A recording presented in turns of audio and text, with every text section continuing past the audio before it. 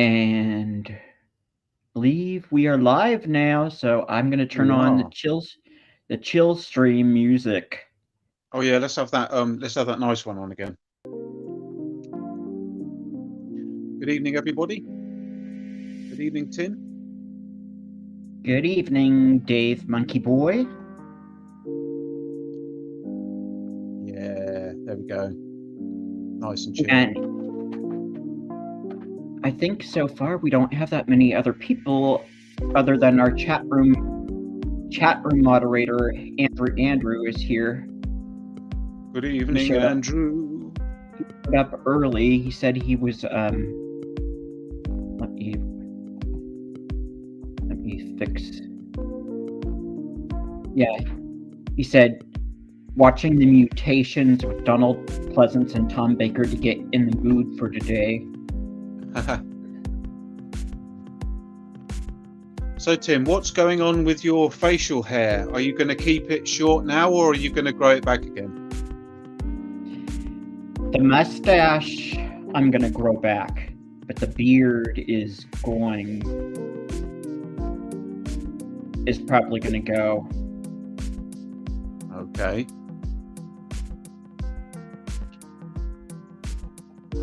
Cool.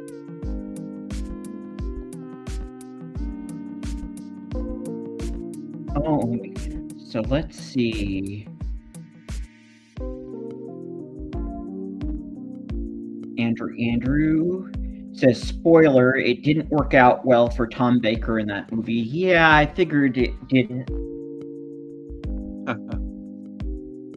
He did not look too handsome in that movie either. He looked pretty dang ugly. And Travels and More with Jason is just watching the Batman live stream. Okay. Yeah, there's a Batman live stream over on Shabby's channel at the moment. And Andrew says, hope you are feeling better, Monkey Boys, Toys, and travel. Thanks, man. And Andrew says that Jason, hope all is well, and Jason says, yes, all is good. So Cool. I'm gonna turn off the music and then let the monkey in.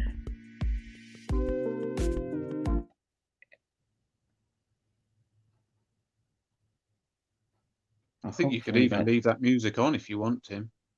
Yeah, but I don't want it to overpower anybody because I'm gonna let the monkey on. Oh, I don't want to have it I on don't the think that music entire. is overpowering at all. Yeah, well, some people in chat gentle. thought it was too loud last time. Hello, the monkey. Hey, monkey. Hi. How you doing, man? Well, I want to say that last time it was a very funny moment because it really reminded when everybody was telling him that about the music. It reminded me of that part from Back to the Future where that one guy that's really a singer in real life gets on the bullhorn and says, "I'm sorry, fellas, but you're just too damn loud." Huh. In the Back to the Future. Yeah. but you asked how I'm doing. I'm hanging in there, but I will say I'm very excited. I got a lot of stuff to watch.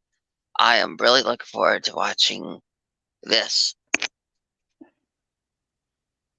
Is that the original? That's the original one. Yep. Cool. The very first one. They have not released the second one on 4K yet. Probably because they're like, do we put it with Trump in, or do we take Trump out?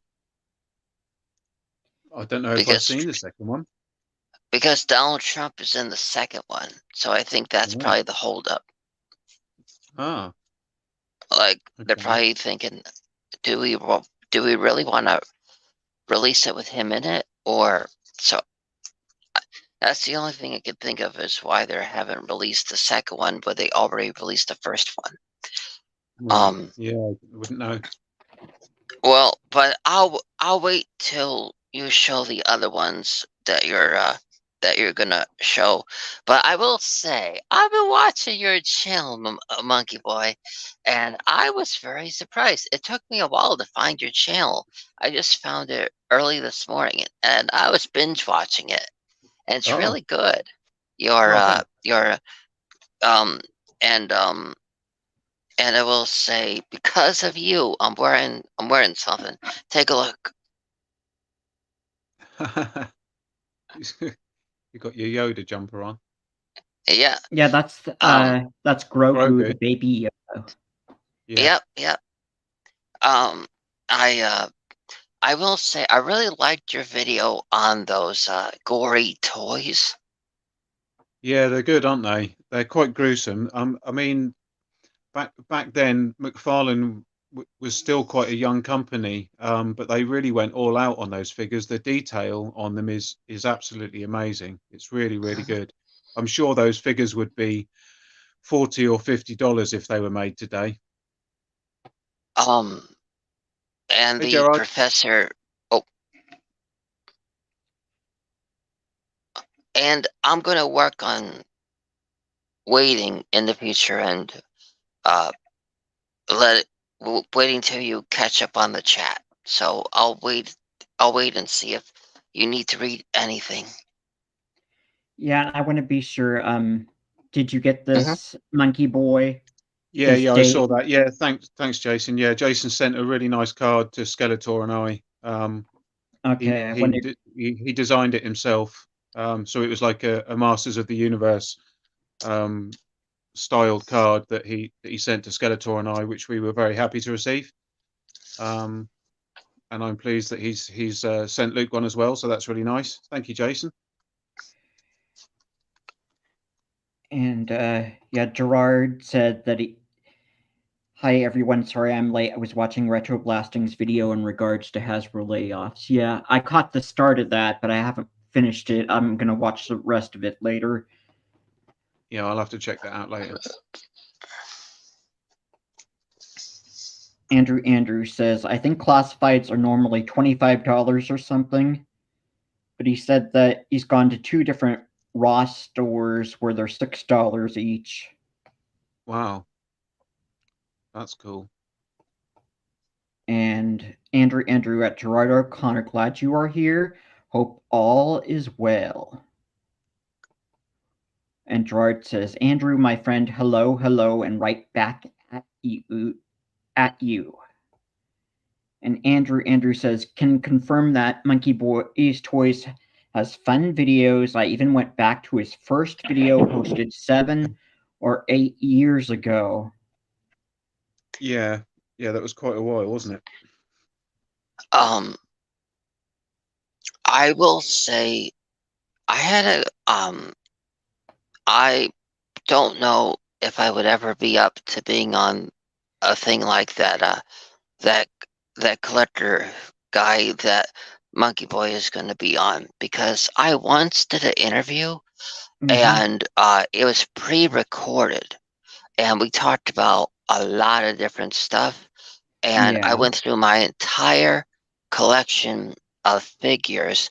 I explained it in depth and later when I saw the interview was posted, that part where I spent like all those minutes discussing my figures was completely cut out of Oh, our conversation.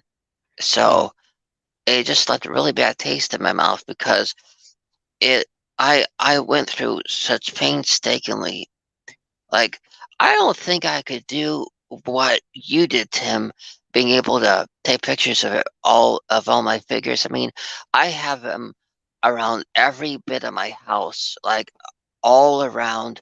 Like if you look up like like if you look up at your house and you look like 2 inches from the ceiling, everywhere I have a shelf, I have figures right there. So I can always look up and just see my figures. And I've spent 15 years uh collecting and all that and and I have more than 20 different franchises in an Wow. ecosystem, all with a narrative story and how they each fit into each other's lives. And so I don't Wow. know if I could take pictures of all of them without ending up in the hospital, you know, because I'd have to get up Sounds like you've got there. quite a few then. Yeah, because I'd have to get up there to take the photo, but I'd wind up falling on my butt. But so I don't I don't think I could do like you guys are gonna do because I have to have my fears up. So no matter which room I'm in, when I'm sitting down, I could just look up at them. Yeah. But did you tell him the interesting news? What interesting news have you got?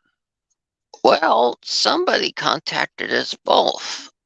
A frog followed me, and a frog followed Tim. Oh, I've no idea what you're talking about. Uh, Tim Yeah, we looks don't. confused. Yeah, what are you talking about? We don't know. We don't understand, dude. oh, the frog, the amphibian guy.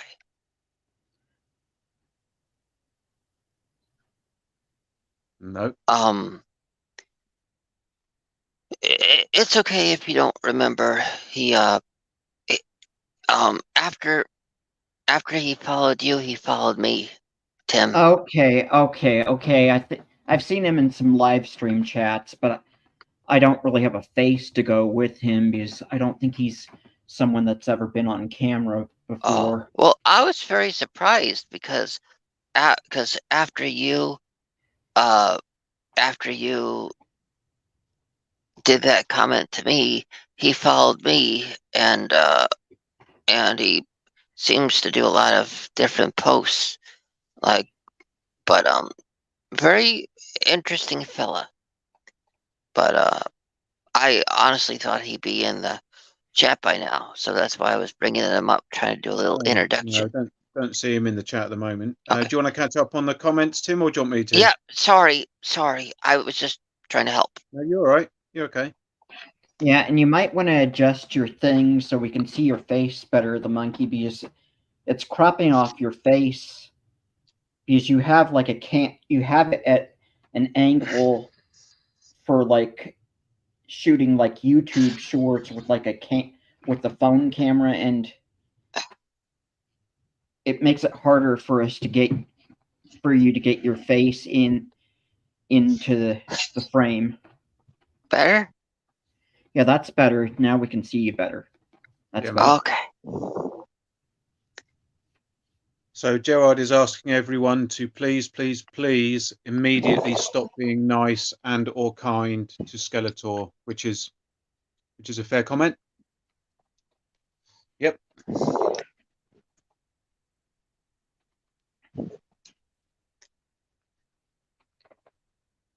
Yeah, there's no need to be nice to him. That's in response to your last video.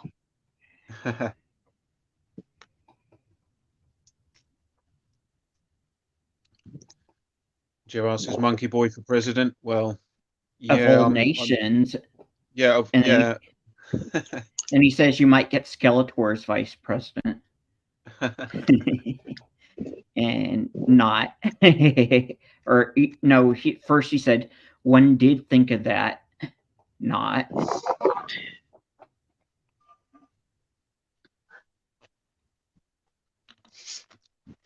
And what figures are those, Andrew? Andrew, are you talking about the G.I. Joe classified still?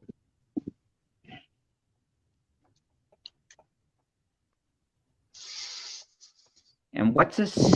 Andrew is saying the triptych view is fun. It feels like an old TV show.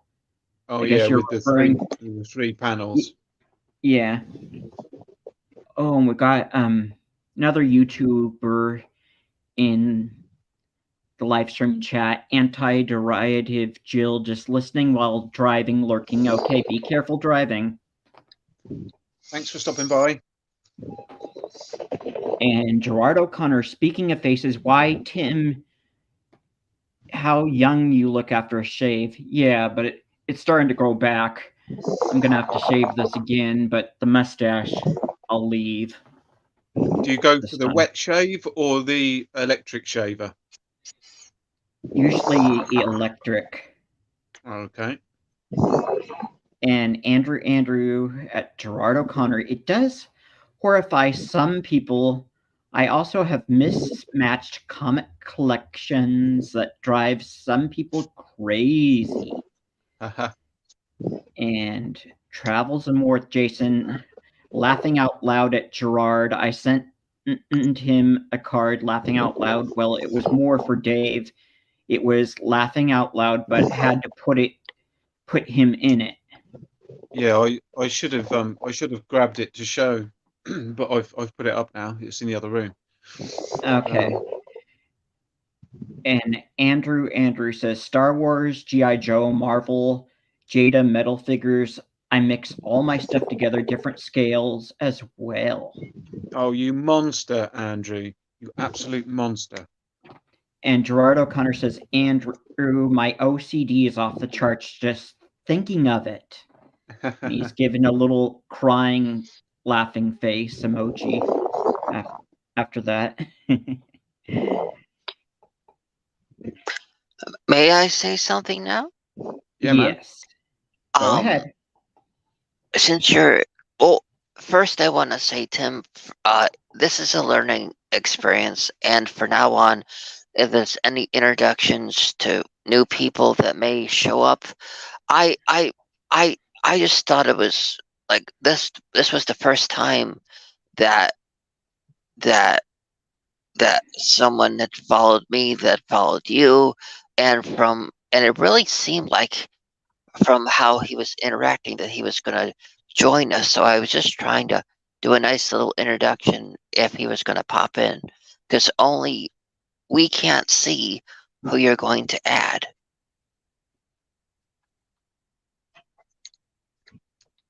Yeah, well, there's no newcomers so far as I can see. Okay. And Not at the moment. what I was going to say to you, Monkey Boy, is guess what I have had on pre-order ever since the episode that she was in? I don't know. The apprentice in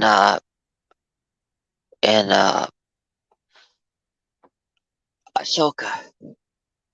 That Star Wars figure, that Star Wars figure I've had on pre-order, and ever since she was in the first episode, when when their ship was sending the Jedi code, I kept refreshing, but they waited till like the second or third episode to release her figure for pre-order, and I've had it on pre-order. Is that the blonde-haired one? Yes, I am very excited to add her to my collection. I'm going to have her be. Which version have you ordered? Is it the TVC or the Black Series? I ordered the Black Series only because I'm going to put her next to. I'm going to put her as the apprentice to Dr. Doom. Oh, okay.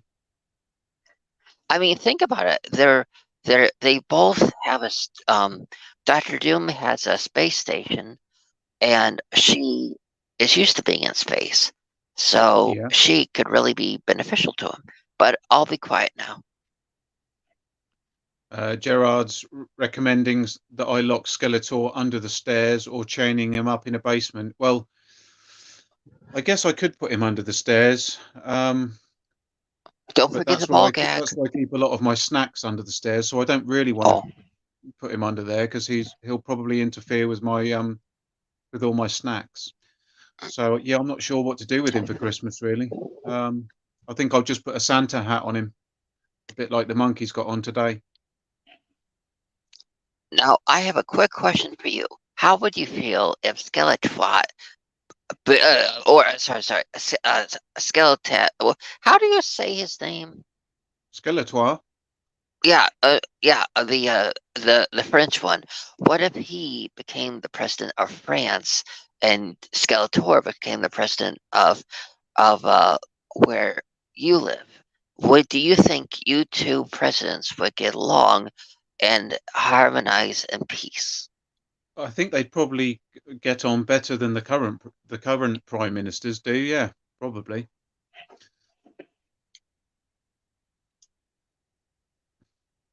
I think Skeletor as prime minister would be quite a good idea. Actually, I don't think we can do a lot worse than that at the moment.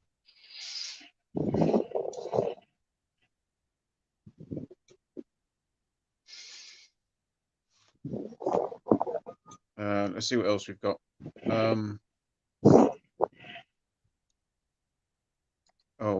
Andrew's asking about suggestions for a new razor. I'm afraid I can't help there, dude. I don't know. I just use cheap disposable ones for most of the time, and then I've just got a little clipper thing that I just use for my beard and stuff, just to keep that trimmed. How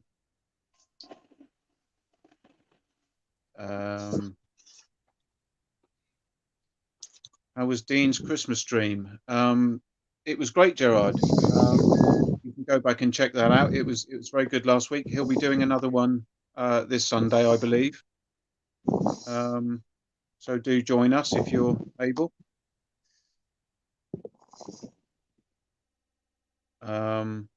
Andrew's saying to Gerard that he's used Gillette products for a long time, but he quit a few years back because they sent too many blades.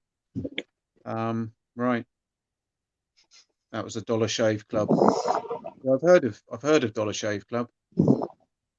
No, Gerard, Skeletor hasn't got a pink hat. He's got a standard Santa hat that I made for him last year, which he will be wearing again this year, I would imagine. But the pink apron might make an appearance. I'm not sure.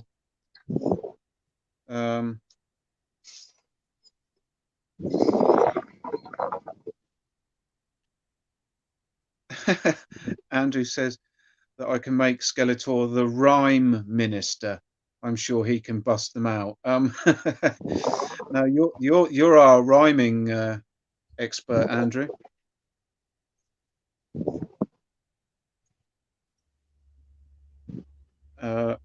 Gerard saying he likes to shave with the grain and then against the grain, 2 shaves in one. Yeah, I used to do that as well.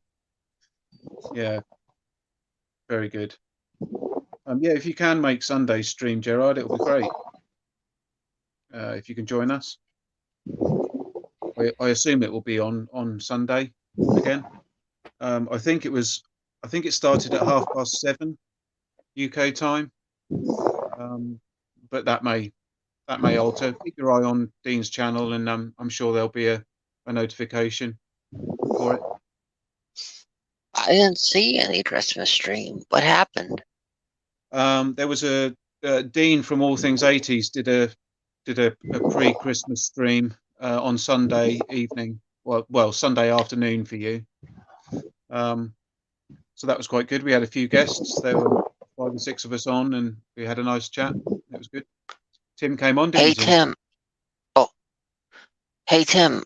After the stream is over, could you send me the link so I could watch it? Okay. Sure. What do you mean? You mean the Christmas stream? Yeah, I would like to watch it when the stream is over, if you wouldn't mind. Okay. Yeah, Tim joined us for the stream. There were a number of others as well, so we had a good chat. I think this coming Sunday we're going to be looking at TV listings from the UK from one of the years from the 80s. So we'll see what kind of TV shows and movies and stuff they had on. That might be quite interesting. We might look at a toy catalogue as well, perhaps. Well, Since you did a Christmas stream, did any of you show this that you're going to watch? No, we didn't. No. I don't own it. Okay. Sorry. That's going to be your. Are you going to watch that at Christmas, Monkey? Well, it's always been a burning question I have, but I promise it's a quick one. What day do you think? What date do you think the McAllisters all left for their trip? Did they leave like on the 22nd or the 23rd? Because I know that. What? I don't know. Because doesn't the robbery or attempted robbery happen on Christmas night? Probably. So I've always wondered what date did the McAllisters leave? But so I don't know when the correct date is to actually watch it, but I think I'll probably watch it Christmas Eve because the events probably either happened. If I have to guess, I'd say they probably happened on Christmas Eve, and then the mother and everybody probably arrived later on Christmas Day. But so I don't know when I'll watch it. Maybe Christmas Eve. But I'm really excited to watching it in 4K. But I'll be quiet so the chat can be caught up. Well, I think we're nearly. Huh? Do you want to catch up with the chat, Tim? Yeah, I think we're nearly caught up, though. Gerard's asking, what did we all ask for on our letters to Santa? Well, I didn't actually write a letter to Santa Claus this year. I treated myself to something for Christmas, which I will be showing on the channel probably next week or the week after. However, whichever is the episode closest to Christmas. But yeah, no, I've already taken care of my own Christmas present this year. I don't know what else I'll be getting. Not a lot, probably. How about you, Monkey? What have you decided you want for Christmas? I want another season of Ahsoka. I want another season of The Mandalorian. Okay. And but as far as the others, that figure I told you is not coming till later on in the new year, and I also got her teacher. I got her master on pre-order as well. Yeah, that doesn't look like a bad figure either. Hey Lester, how you doing, man? Hanging in there. How about you guys? We're okay. You're sounding very tinny. Are you using a external mic? Let me double check. I thought my mic was set to my proper webcam. Hang on. Yeah, and the monkey, every now and then you get this really strange breathing sound coming through your mic, and it gets a little bit too loud.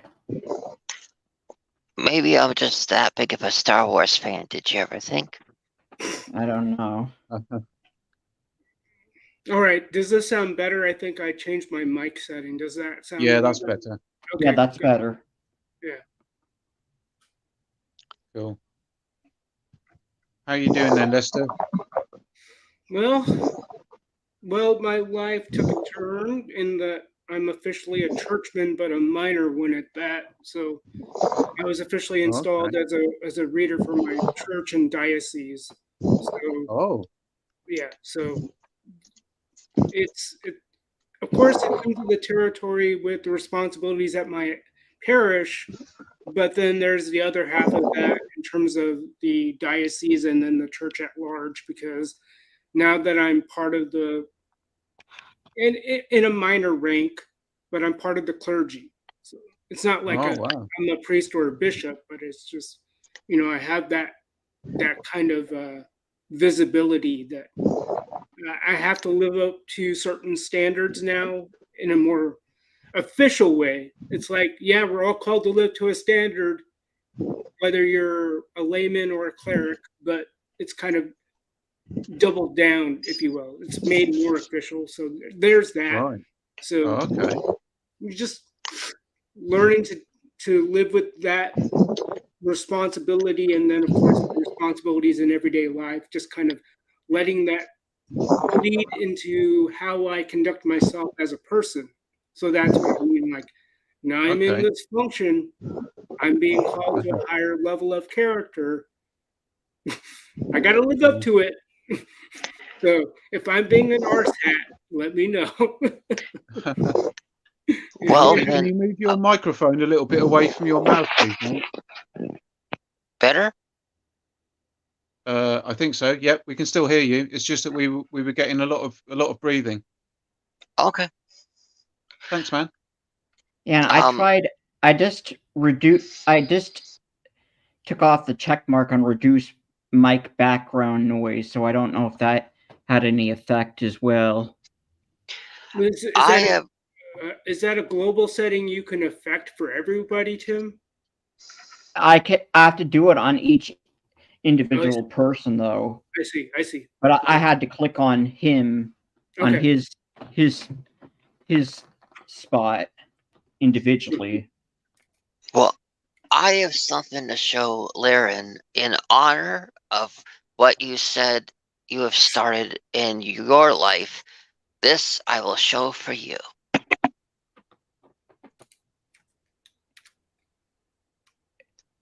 So who's in that one?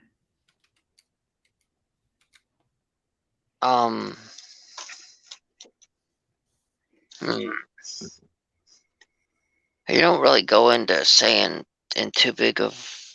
Let's see. Linder Harrod.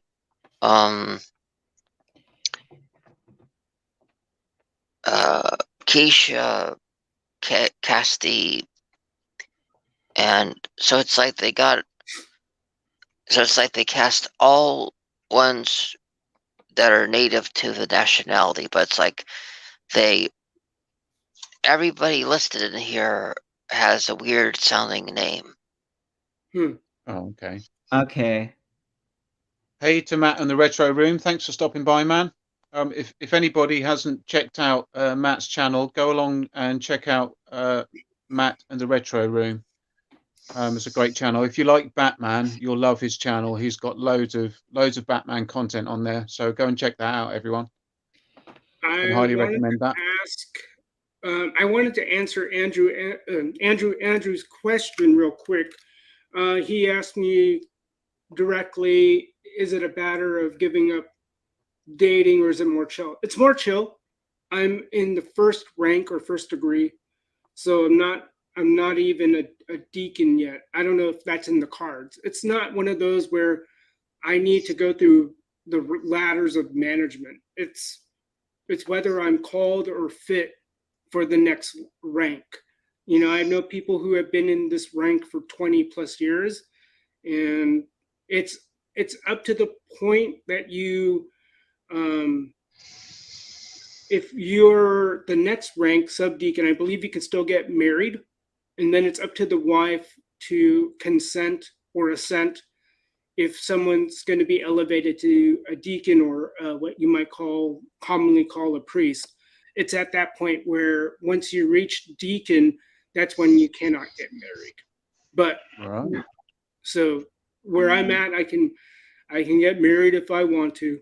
Not going to give up dating. Yeah, it's I gotta find the right one first. It's just like in the Star Wars prequels. Uh-huh. The Jedi originally, I think they pretty much had to be like celibate, and they couldn't get married, and they couldn't be in love. Yeah. Right. And then until Anakin decided, I don't know how that works in the lore, but that was the thing until Anakin showed up. Or at least as depicted by the prequels, broke every rule. Yeah, but he was the chosen one, because in the end, it took him having to rescue his son from the Emperor to bring balance to the Force. Ah, yes.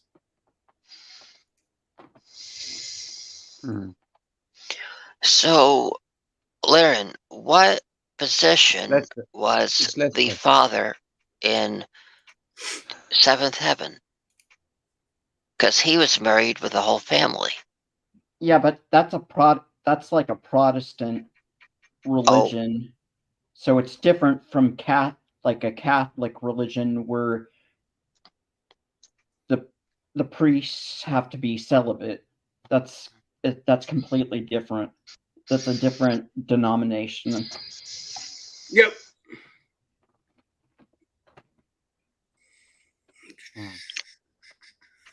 May I ask Laren one question? You might want to ask Lester instead. Wait, that's what I meant. I was like, yeah, Lester. We don't I have didn't a know who Laren was. Honestly, yeah, we have a Lester. We don't have a Laren or Larry. I didn't know who was referring to. I thought Laren was someone in the chat. Like, yeah, who are you talking about? Okay. That's all good. It's all good. No. So, so the celibacy requirement is for those who are already at the rank of deacon. So once you've reached the rank of deacon, you can't get married. So if a deacon's wife dies, he's already de facto celibate. So he cannot get married again once he's in that rank. And that applies to both Roman Catholics and Eastern Orthodox. And then as time goes on, if he's called to live a monastic life, he'll be installed as a monk. So that's how it would go. Sorry about that. I just got confused a little bit by the Lyrian reference. Yeah, I thought Eastern Orthodox was like a Middle Eastern, like a Syrian. Yeah, it includes them. But in terms of the Catholic sense, if you talk about the Roman Catholic churches, they do have a Syrian Catholic, they have Indian Catholic, they have Iraqi, or you might call Chaldean Catholics. So it just doesn't mean the Western Hemisphere of Rome, but it also includes Middle Eastern. There are Middle Eastern Catholics around the world. I mean, if not for them, then yeah, you can say that the Roman Church or the Latin Church is the biggest one of them all, but throw them all together, it makes up the greater, what you call Roman Catholic communion, because so the Eastern Orthodox also has that component. It's just within the latter part of the millennium that Eastern Orthodox churches have made some inroads in the Americas. And so I am part of a community whose history comes from Alaska through Russia. So the Russian mission to Alaska and the things that happened since then. So that's where I belong to, without making this a religious discussion or chill chat. But yeah. Thanks for the questions. Well, my question, Laren, is can you please tell me what? Stop calling him Laren. Okay. Okay. Lester. Did I get it right? Lester, yeah. Lester. Okay. Lester. Okay, smart butt. Okay. Sorry. No worries. Maybe I should just start calling you L. All right. I can do that. Well, since you are an agent of the Lord, how about Agent L? Okay. Well, what's your opinion on this version? If I haven't watched it, is that an old movie or not? It's a newer version, but I'm also curious, did you see the newest version that's in the theaters right now? No, I mean, this is just me, and I love my faith, but the only religious movie that I can stand on and watch consistently is Jesus of Nazareth, that particular movie. Because something about the scene, especially when it comes to evangelicals, when it comes to their movies and what they're trying to peddle, a lot of it is poorly done. Although initially I wanted to watch The Shift, it's just a matter of time. Do I have enough time to go out and watch The Shift? But if I have my druthers, I'd rather watch Godzilla -1 than your run-of-the-mill religious movie. Like, what Christmas movie do you want to watch? I want to watch Die Hard, mommy. Go ahead. So you'd rather watch like a drive-in movie then, like a drive-in creature feature. Yeah, I don't know. Oh, I watched Godzilla -1, and I don't know if you have a Regal near you, Tim, but I watched it through Regal's Screen X, and I don't know what to make of that experience because I watched Gran Turismo on Screen X, and I still don't know what to make of that experience. So imagine the main projection screen and then the walls, right? The concept behind Screen X is they want to depict part of the film using the two walls in addition to the middle of the screen. I still don't know if I have to be sitting in the right spot. So that's why I'm planning to watch Godzilla -1 in IMAX. So I don't have any of that distraction. Because to me, that just looking at the physical walls themselves, you could see like, I don't know, nice try. But it didn't sit well when I was watching. It didn't make for a good viewing experience. And I can kind of see why when I look at the difference between the price of viewing a movie on Screen X versus IMAX. IMAX is still more expensive.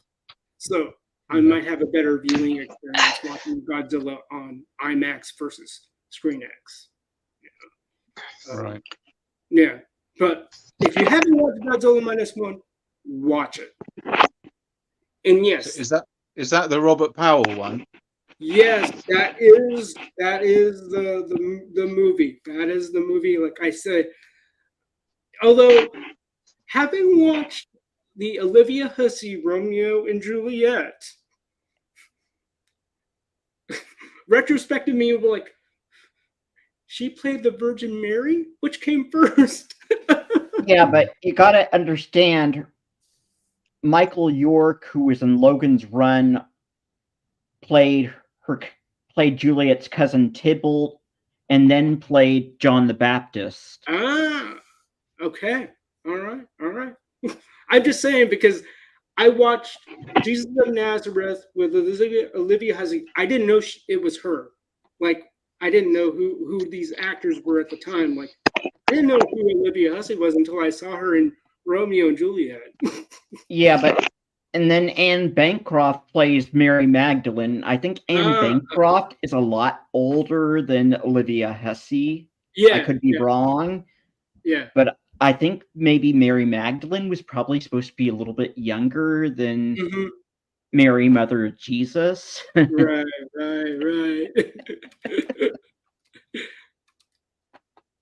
Cool. Yeah, it's just interesting when you realize, because I think there was another movie that kind of had an impression on me, which was Jesus Christ Superstar. And yeah, that's a fun one. It is a fun one. Jesus Christ. Superstar. But for whatever reason, that depiction of Judas Iscariot still rings to this day for me versus the Judas Iscariot and Jesus of Nazareth.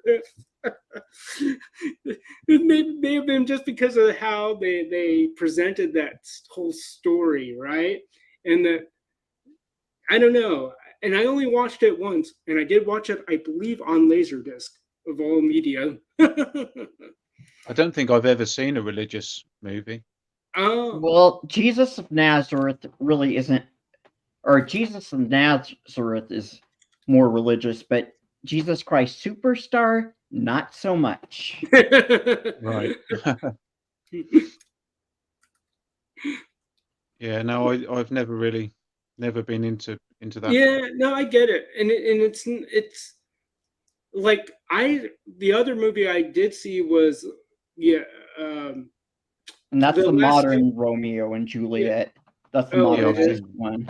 Oh yeah, I couldn't get into that because Oh, I I didn't don't mind that. know. I didn't think Claire Danes as a great actress, and I don't know what to think of Leonardo DiCaprio as an actor. Maybe at that time I wasn't all that into his stuff. Right. But the one movie I did see was something my friend told me years ago about The Last Temptation of Christ. So William Dafoe plays Christ, and all these thoughts come to my mind about Peter Parker memes now. Oh, Yeah, was he the Green Goblin in the Spider-Man movies? Yes, yes, Yeah, he's I'm too used to seeing him as like bad guys. yeah. So it's like my meme idea is like, Peter, do you love me? And then you'll flash to Tobey Maguire, Peter Parker, and you see it.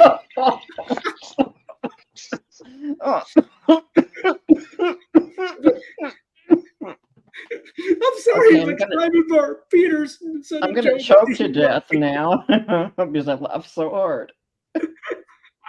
I'm gonna one of these days I will put it up. It's just a matter of time. And so speaking of which, let me just give you a few of the some of the pickups I got from the Value Village.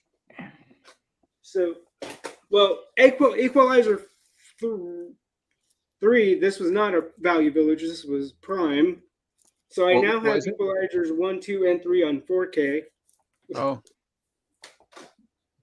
And then this one, I mentioned in my latest YouTube video, like if anybody has seen this one, I want a good commentary versus the Snyder version.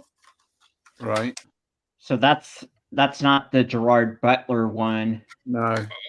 Oh, definitely not. This is not Gerard Butler. So the guys in that one pretty much cover up. Yeah. And then I don't know. I don't know if you're a big Simon Pegg fan. Oh yeah, Hot Fuzz. Yeah. Oh wait, you've seen it? Yeah. Is it worth the popcorn? Yeah, it's good fun. Yeah, it's Okay. good fun. And I double checked because my Van Helsing case was missing a DVD. I got to do a better job of checking these things at the charity shop. Uh-huh. You know, things happen over in shops, and I know about the whole thing about shrink. So you can shrink me now. No pun intended. Okay. What have you got exit. this week, Tim? Let's have a look and see what you've got, Tim. Well, I know there were some people here who weren't in Dean's Christmas live stream on Sunday, so this I wanted to show off first. This little Lego Boba Fett spaceship that comes with a little Boba Fett. Very cool. You can make yourself bigger if you want. Yeah, I'm probably gonna put this into my Christmas stocking. It's a nice little set, that. Yeah, and it has the little Lego Boba Fett figure. Yeah, that's cool. It's a shame they're not calling it Slave One, but I guess we can't. Yeah, but I was happy that they have the Jabba's palace exterior in the background at least. Yeah, no, that does look cool. That'll be fun. Is that how many pieces is that? 85? Does that say? Yeah, it looks like it says 85. Yeah. Oh, that'll be a fun little build. And I'm hoping it has directions to show how to put it together. Oh yeah, That would yeah, it help. will do. Yeah, and just one other thing I bought off of eBay recently. Just this 4-pack, since Hasbro has never gotten these back in stock. It's Cool. 4 different stormtroopers. One of them is the Sand Trooper. Excellent. And he comes with this big long rifle. Oh yeah. And just like the other 3 in the 4-pack, they each come with their own little gun. But then there's one other figure in here that has the long rifle as well. Okay. So the other 4 are just plain, don't have that little thing on them. They're just plain like that. Yeah, they're cool though. It's a nice little set, that. Yeah, and then that guy's got the long rifle and the regular size gun. The 11 blaster or whatever it is. Yeah. But then the other 3 just have the other 2 just have this little gun like that. Yeah. So that's all I had to show off this week. Not a whole lot. May I show? Okay, yeah. Let me go to you. Okay, you're solo now. Hopefully not Han. No, you're not Han Solo. Good. But you're solo on screen now. I have a bad feeling about this. Huh. I recently got Oh, I love that one. That is a good one. And that's the one with Potato Bug in it. Yeah, and I think it introduces Donna Lauren as Donna, the singer. And that's the one. It doesn't have Frankie Avalon in that, but Annette's in it. I think Tommy Kirk plays a space alien in that one.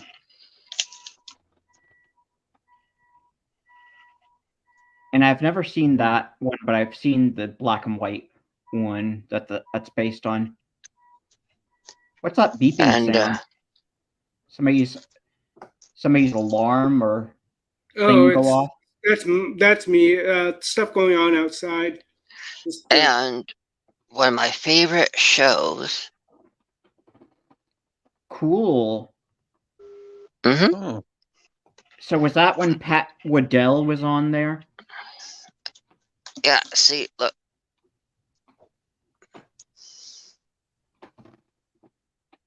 I can't read it. It's too blurry on screen.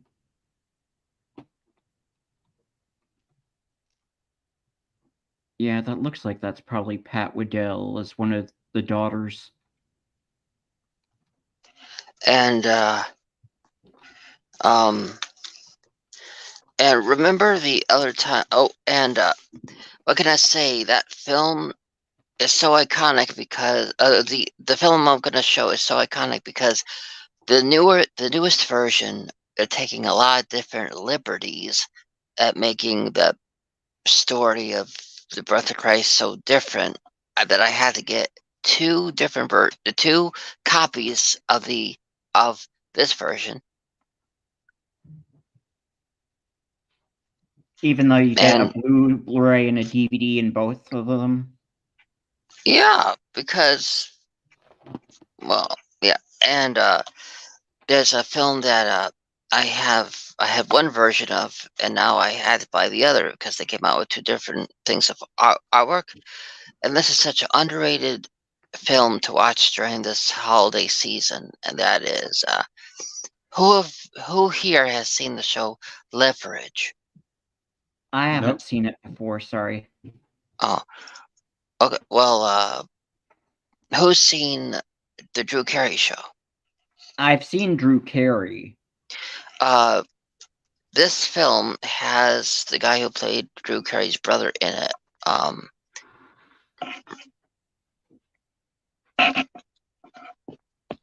So are those are both the same movie? One's widescreen, I guess. What's the other? Is the other one full screen DVD or? I don't know, but see, this one has this on the back, Mm-hmm. and this has.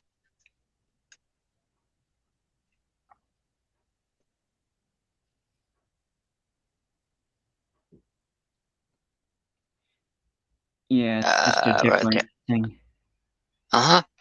And what I like about having these two different versions is if you look, this has see, the guys are just on the bottom and the women are on the top, and they're just kind of alone. But on this artwork, they're all together at the bar. Mm-hmm. Oh, So I liked that I could finally have a cover that had them all together instead of just looking like they were there for class photos. And then I got a bunch of films that Agent L will probably not approve of. I got this, and okay. So which anime was that? Viper. Okay, I'm not familiar with that one. Well, yeah, very few are when it comes to these. I got this. I got this. Oh, are those the naughty ones? Some of the Yeah. more naughty ones? Okay. Mm-hmm. That's why I'm being quick about it. And then I got this. It's really interesting because they took you know how they are coming out with a release of the Studio Ghibli film in a live action release of Spirited Away? I don't understand. What do you mean? Well, they made a play out of a Studio Ghibli film, and then they are releasing the live action version of it, and it's called Spirited Away. But they did that also to a TV show, a animated TV show from Japan, and they turned it into a live action. That's it. Oh, we've lost Monkey. Oh no, there he is. No, we've lost Lester. Yeah, he had to refresh. Oh, there he is. Okay, there you are, Lester, but I'm gonna make the monkey big again so we can see that. Recently my what's that? I cannot read that. Recently my something is unusual. Sister. Okay. Okay. That is just hard to read with all those different colors and smaller print. Yeah, but I was I was showing them very fast so it wouldn't show anything bad. But you know, people on YouTube are starting to get others into the anime community, but they're just showing the normal run-of-the-mill anime, and they're not showing them because all they're doing is they're saying to people, get into watching Crunchyroll, but they're not letting them know that that it's not just Crunchyroll, that the anime community is full of films like that as well. So they need to know that it's not just like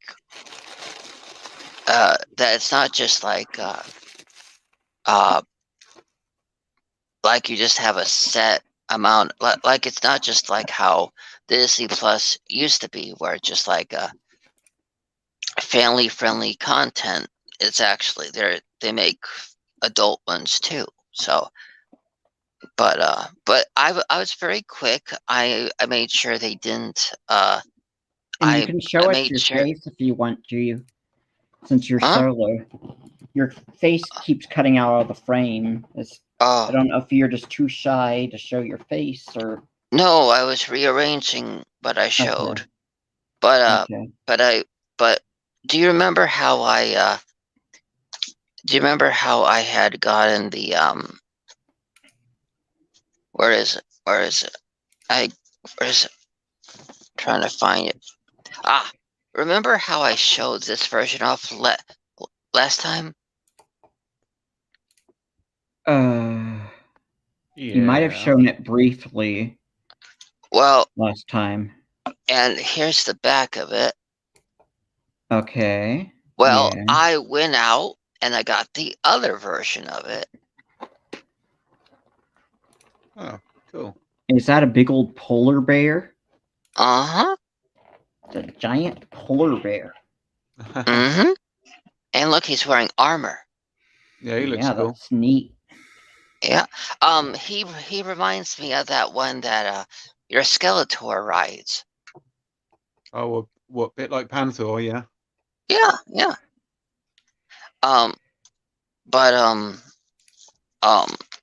Trying to see if that's everything that I got. Yeah, I think so. But did you get to show anything, Monkey Boy? I've got three videos that I picked up at the charity shop yesterday. First one is the remake of the A-Team. I'm aware that this is not an excellent film, but nevertheless, for £1, I thought, yeah, I'll have that. Why not? Well, Hi, hey, Kim. Hey, now I thought that was a pretty good version of it. They could have went very slapstick, but I thought they kept it pretty serious. Yeah, I mean it's okay. I mean it wasn't terrible by any means. And if you watch the TV show, is very dated. It's very difficult to watch now. So yeah, I was happy with that for £1. Why not? And again, for £1, I picked up Alien Covenant. I have seen this a couple of times. I'm not hugely impressed with it, but I didn't own it, so I figured I would just add that to the collection.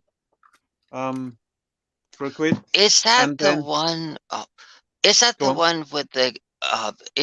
Is that the one that has the old guy in it, where he turns out not to be dead, that he's just in a chamber because he wants to become a god, so he gets them to meet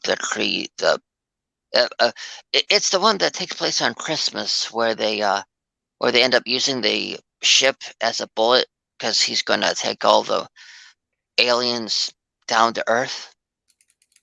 I don't think so. I don't think so. Not to my knowledge, no. I'm just reading the back of it now to see if it says anything about that. No, I don't think so. This is the one with Danny McBride in it. Anyway, Alien Covenant, there it is. It is a Ridley Scott film, but it's not one of his better ones. I did have high hopes for this film, but it was a bit disappointing.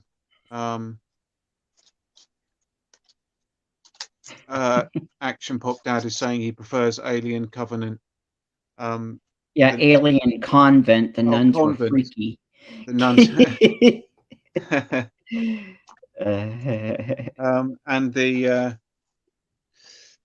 And the last film I picked up, which is actually a good film, was Orphan.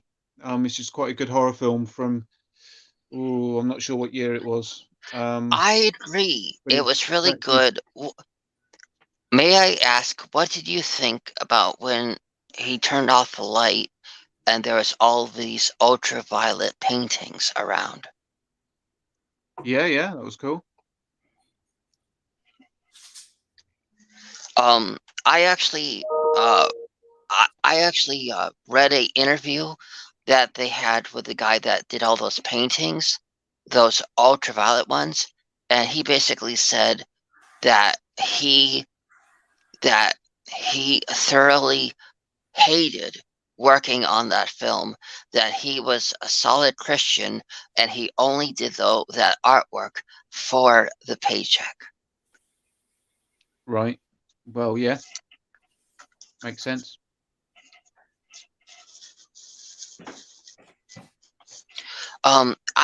Speaking of when the one commenter said, mentioned the convent, I was wondering something.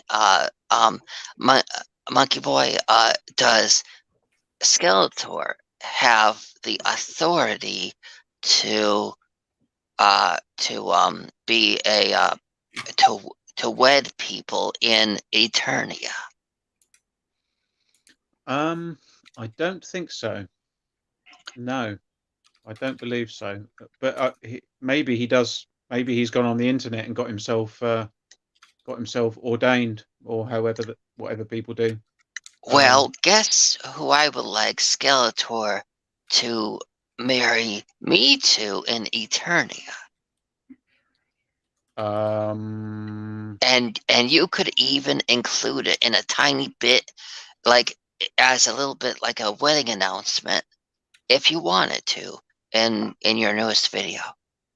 I probably won't be doing that. But oh, okay. Who do you want to marry?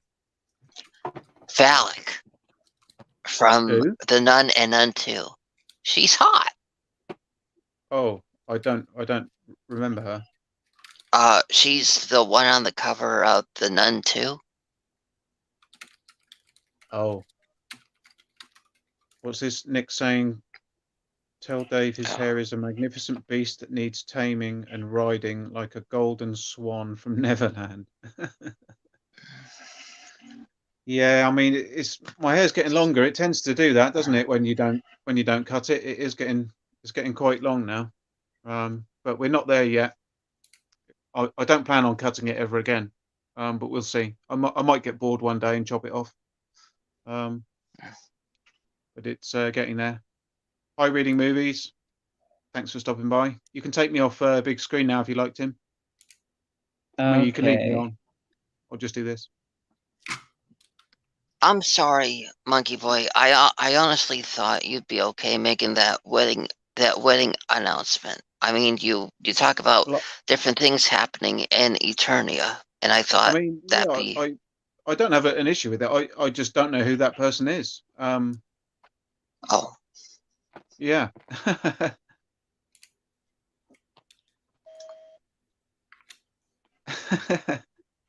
Nick thinks perhaps she wanted to marry Battle Cat. No, but I want. I don't go interspecies.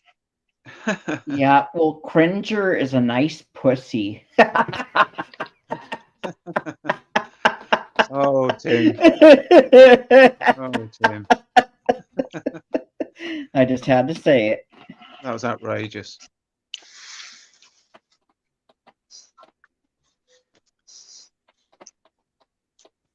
Cool.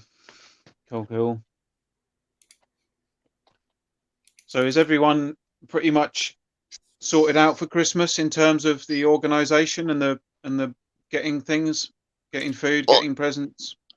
Well, speaking of getting things, are any of you going to be going to Black Friday shopping? Black Friday was the day after Thanksgiving. Yeah, but with the way shops have been, they kind of spaced it out like before Thanksgiving itself. I don't know. Like, I took care of my Christmas shopping through the Retro Gaming Expo, and then what I will close it off with is stuff I get from the airport, just like Oregon-related things, like jam for my parents, wine for my parents, or beer for my siblings. Oh, may I ask Agent L one question related to, because remember, I brought this up last time. Agent L, what's your favorite kind of wine? A red sweet blend. I'll say Uh, that. Yeah. Well, Monkey. what I do, it might be considered heresy, but I put wine in my ice cream. You know, they talk about root beer floats. I go, why can't I make my vanilla ice cream adventurous by splashing a little wine and get a little sweetness to it and a little that's cool. flavor. Yeah. That's a good idea. Thank you. Thank you. Excellent. I've never heard of that before. Cool. Yeah, I just figured, well, people put soda in their ice cream. Why can't I put wine in my ice cream? Or I even did a beer float one day. You know, I like a good stout and porter. So I put a stout in my vanilla ice cream, and especially the ones that are kind of infused with chocolate or whatever, that kind of gives a nice little flavor to it, a nice little taste to it. But Cool. yeah. Yep. Cool. Or orange soda is pretty good in vanilla ice cream too. Ooh. I will not oppose. Speaking of orange soda, I did run into my Mexican shop, and I found not only did they offer Mexican Coca-Cola, but they offer Mexican Fanta, Mexican Sprite. So Okay. they don't have they do have it, but they also have the ones from Mexico where they don't have high fructose corn syrup. So the ingredient listing is a little bit more simplified or minimal. Yeah, you get the cane sugar, so yeah, you get the high carb, high sugar content, but I'd rather have that than it does have a different taste to it in my mind. So Well, right. Which is the other version? Is there a Mexican cola or a Mexican Pepsi? No, it's Mexican Coca-Cola. I don't know about Mexican Pepsi, but I do know they have a Mexican Fanta and a Mexican Sprite. So it's mainly the Coca-Cola products. Don't know about Pepsi products. So. Cool. Is there any major difference in the ending taste, or can you taste? Probably, and I don't. And it's funny. It's because with what little I researched about the whole ancestral health thing that I was a part of for like a good 2-3 years, like people think sugar is sugar is sugar, but there are two primary types: fructose and sucrose. Yeah.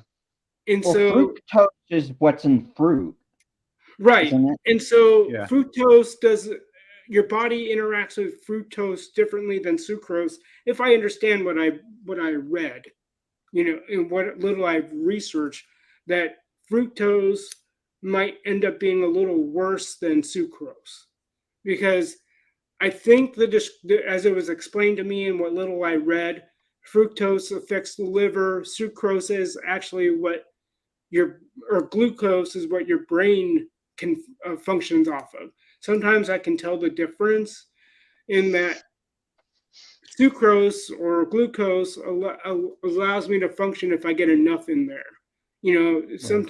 Sometimes the brain fog kicks in if I don't have the right stuff in my body, if that makes sense. That at least that's what I've noticed. I could be wrong, but yeah, go ahead. Reading movies is just, it's completely off topic, but reading movies is asking if anyone's seen the NECA Alex Murphy figure that's due to be released next year. Yeah, I have. It looks really good, actually. What's Monkey showing us? What's that? Ghostbusters? Is that? It's a blanket that I have. It's a cool. blanket that I have. Yeah, I saw your video of when you were showing off the book and the tin that you had of the Ghostbusters. And so I noticed I just happen to have my blanket right here, and it has the whole it has the whole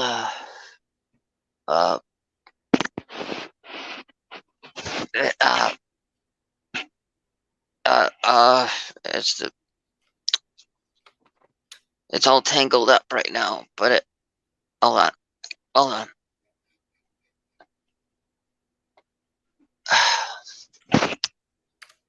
It has the well, it's supposed to have the Actor 1 right there, and it has the lettering for the Ghostbusters, and then it has the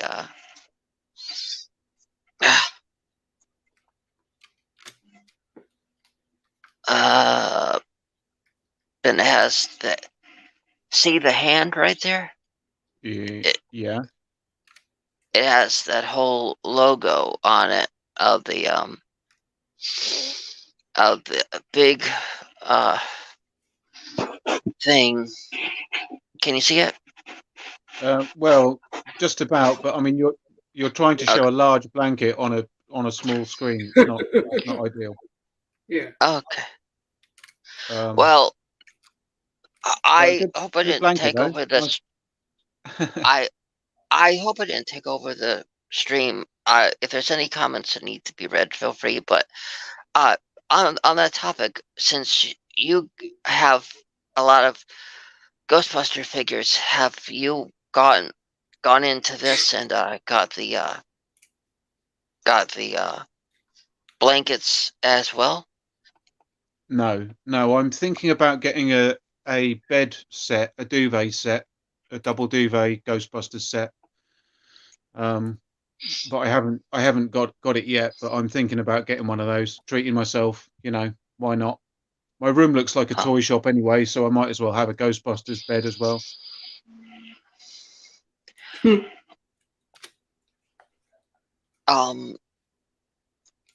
Tim, hopefully there's not a lot of comments. And don't worry about it. Okay. I'm just trying to be good for you all. Yeah, just don't worry about it. So I'm going through. Do you know what would make a really good crossover? What? Ghostbusters meets Kevin McAllister. No. Well, I could see him running into Slimer. Yeah. Well, I think they've done enough damage to the Ghostbusters franchise at the moment. Good point. Well, okay. Do you remember that they did a little cameo with He-Man and the Ghostbusters? I don't remember. Well, there was a part in Ghostbusters 2 where they said, "Who you going to call?" and all the kids shouted, "He-Man." Oh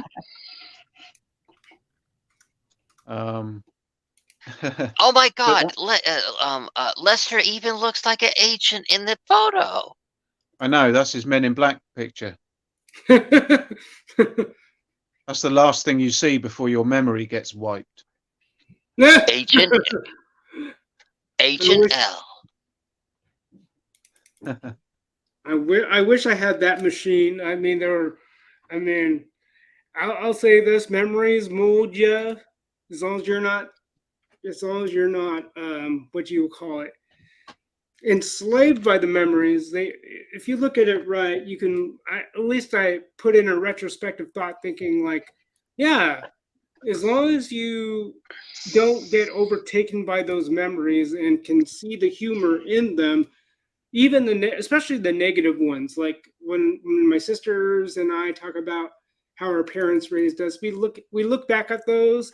I don't know about fondly, but we always get a good chuckle out of that. If you can laugh at the worst circumstances, I think you're coming out a-okay. That's what retrospect does for people. It's like, I may not do that if I had kids of my own, but I understood why my parents did it that way. It's like, that's just part of human development, I would think. I don't know about you guys, but I think what a lot of parents try to do is raise them a certain way, and it doesn't work out. Okay. But you understood why they reared us that way. you understood what they were trying to impress. And you're probably just thinking, like, I'm not going to repeat those. Okay, you're not going to repeat those, but you still have to keep in mind what was trying to be impressed. That's all I'll say. I mean, yeah, go ahead. But speaking of repeating things from your parents, was there a film your father or mother got you into that their father or mother was into before that you continued the legacy? No, my parents introduced us to the Sound of Music. I'm not sure if that was introduced by their parents, but I think that was probably the first movie, and I think it was off of vinyl or cassette, in that we listened to it in the car. I listened to Bambi on vinyl, so there's that. You know? So that's how I did it. So, but you know, every other movie since then, it was like, all right, guys, there's a bad scene coming up. Close your eyes. Yeah. Close your eyes. Then out of curiosity, did your parents ever let you watch films like this?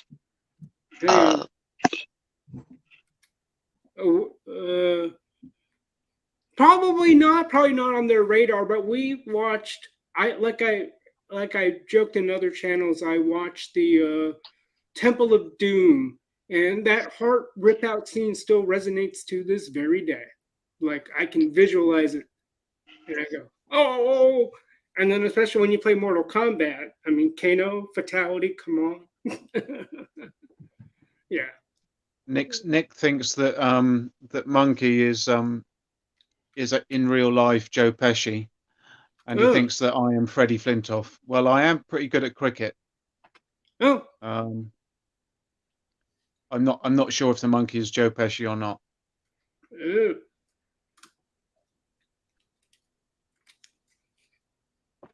Monkey's not saying anything. Okay.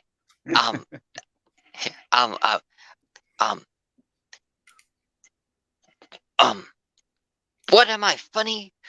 Do I amuse you? Am I like your effing clown? I was quoting Goodfellas. Yeah, indeed. Yeah, great. You know, I'm actually very surprised nobody has called me, hey, it's Bigfoot.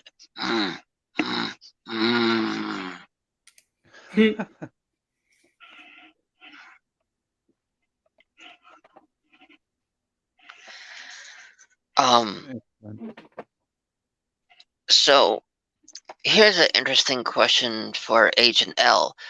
When you've dressed up like that, did anybody think you were an actual agent? No, it was just part of the overall motif for my brother's wedding. The dudes would wear suits, and they gave us all Ray-Bans to wear for the wedding party. And unfortunately, those Ray-Bans broke. I'm still kicking myself to this very day, because, you know, I like those Ray-Bans. I normally wouldn't wear that style, but it fit. And when my brother and I posed and I showed my boss the picture, she said, "You guys look like the freaking Yakuza." And I said, "At least get it right. You say triad or something." Although the joke about my dad is that he looks Japanese, so I don't know. I haven't done a 23andMe, but I do know, at least historically from my family accounts, I know clearly my maternal grandfather came from southern China. I know that one for sure. And then just hearing chirps about the Spanish ancestry from my dad's side and my mom's side of the family. So it's just never. So you're not Filipino then? I mean, Filipino is a loaded term because it was the name christened by the colonizers. I don't know what the name for the country was then, because it's a very tribal country.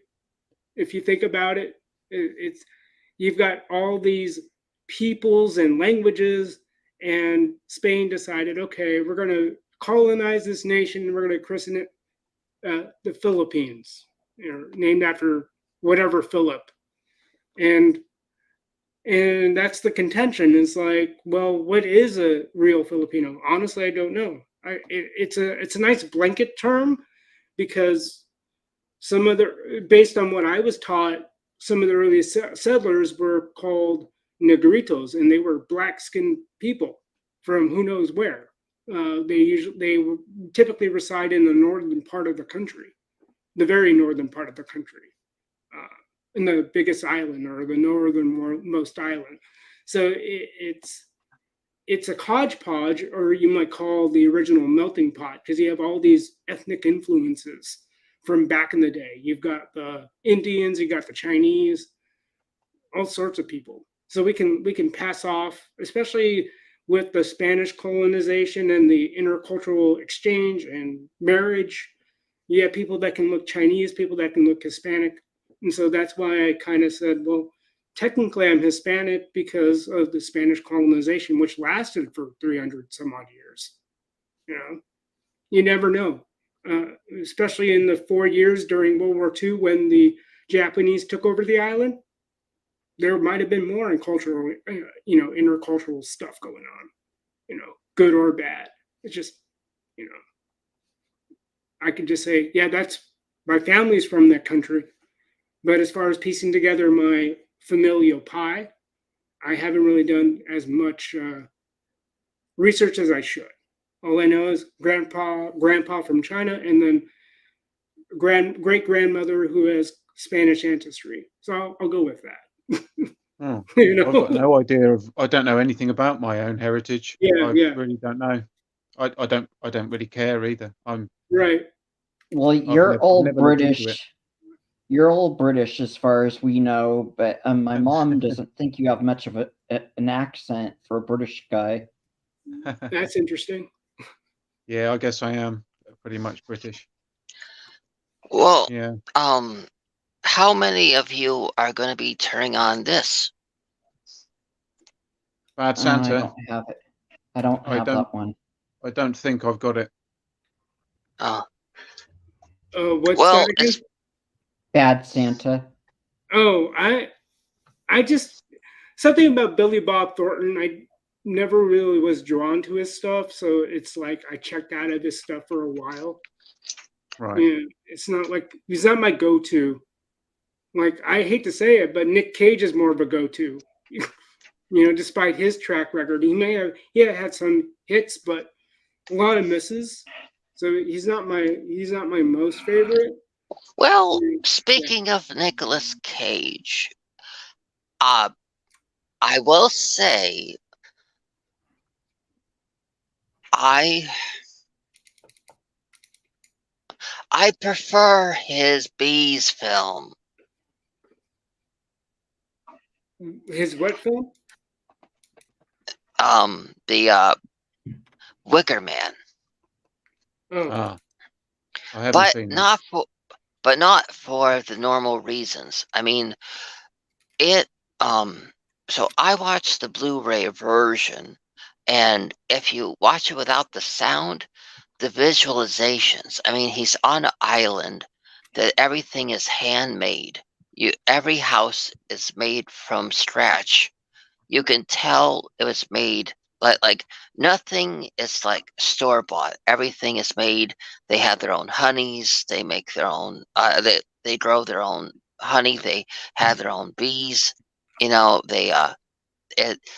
It's like they're completely reliant on the land, and so every house is like it's like Amish country, but it's so beautiful. And if you just don't pay attention to any of the dialogue, I mean, the schoolhouse is built like in the Little House on the Prairie style. The desks are as well. It's just up.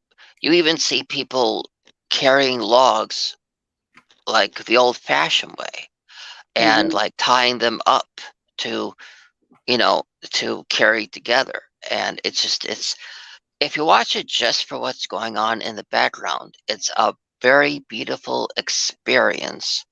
And it even makes the hallucinations that that he suffers even more trippy because watching it without the sound, really interesting. But yeah, I'm a fan of his version of that. But I do have a confession if you guys don't have a lot of more comments to read. It's up to you. I'm up you for a can- good confession if you're willing to confess. I mean, Yeah, Okay. confess your sin. Well, we don't know if we can grant you absolution, but we're more than happy to hear it out. We'll be your Well, shoulder to okay. cry on. No, this is no, since you're part of the church, I need to tell you something and I want your opinion. Okay. All right. Well, my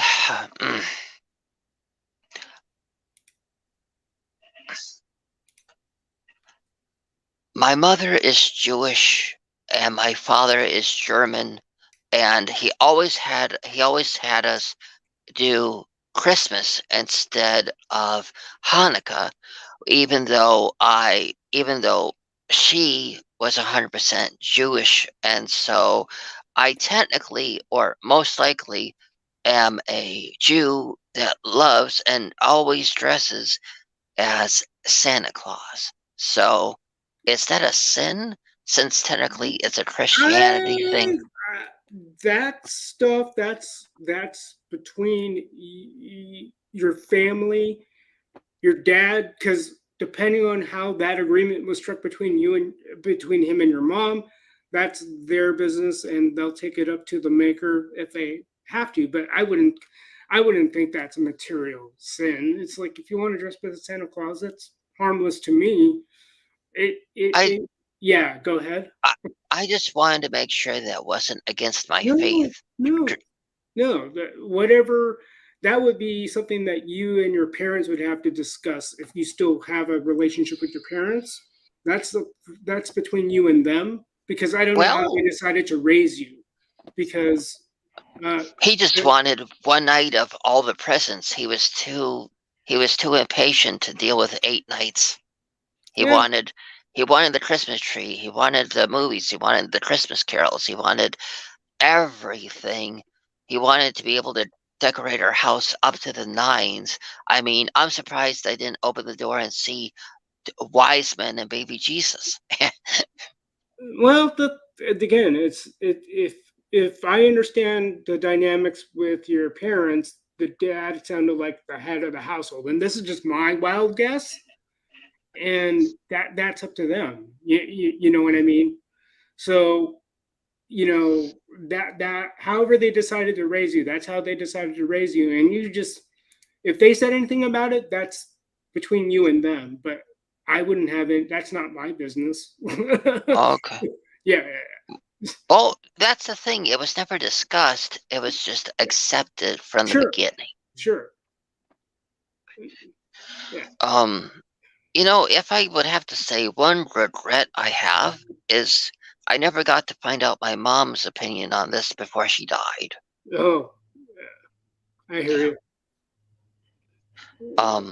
But hopefully that was okay, Tim. It was completely appropriate for your stream, I imagine. Mm-hmm. Tim would have interjected, I believe. Is that right, Tim? I think you would have said something. Yeah, I think it's okay. Yeah. Thank you. Yeah. Anyway, gentlemen, I'm sorry to butt in, but I'm going to have to head off because I need to be up really early tomorrow. Okay. So I'm going to have to head off, but I hope you guys enjoy the rest of the stream. Please make sure, Monkey Boy, that before when you go in the fridge that you don't drink the jar of pee again. Yeah, wait, no, I'll make sure. I will not ask for any more details about that. We'll leave it at that. Oh, and Monkey Boy, the reason why I asked you the question about the marriage this way instead of in a comment is because I didn't know how you felt about it, and I didn't want to put you in a tight spot since everybody can see the comments, and I didn't want them to think that since you said you read every comment, if you chose not to address it, I didn't want them to. I did not want them to attack you for it. So that's why I waited to ask you in person. Right. Oh, no, that's no problem. Skeletor answers everything. I mean, he might not always know what the answer is, but he always attempts everything. But yeah, anyway, cool. All right, guys. Well, I need to head off now because I've taken my sleeping pill, and if I don't go to bed soon, I'm going to be talking absolute nonsense. So Okay. Well, I'll catch you guys. see you next time. Soon. And before you go, Monkey Boy, I think next week we've got to have our Christmas holiday party live stream since I think next week is the week before Christmas. Okay, I shall come prepared. And by that I mean I'll put a Santa hat on, just like Monkey's done. Okay. Cool. All right, guys. Thanks very much. See you soon. Take care. Bye. Bye. See ya, Monkey Boys Toys, Dave. Okay, so now there's just 3 of us. And then there were 3. And Action Pop Dad says, "Don't eat the mayo in the fridge." And Gerard O'Connor at Reading Movies, "Stay well and take care." Gerard O'Connor later, Monkey Boy. And then at Andrew Travels and More with Jason, "Worried my clothes won't fit anymore if I keep this up. I just can't stop." And Action Pop Dad, "I will come with a full sack." I won't say nothing to that, but I'll do that later. And Andrew, we have a stuffed Salacious Crumb, and he has a Santa outfit that we can put him in. And Andrew says, "It is very festive and fun."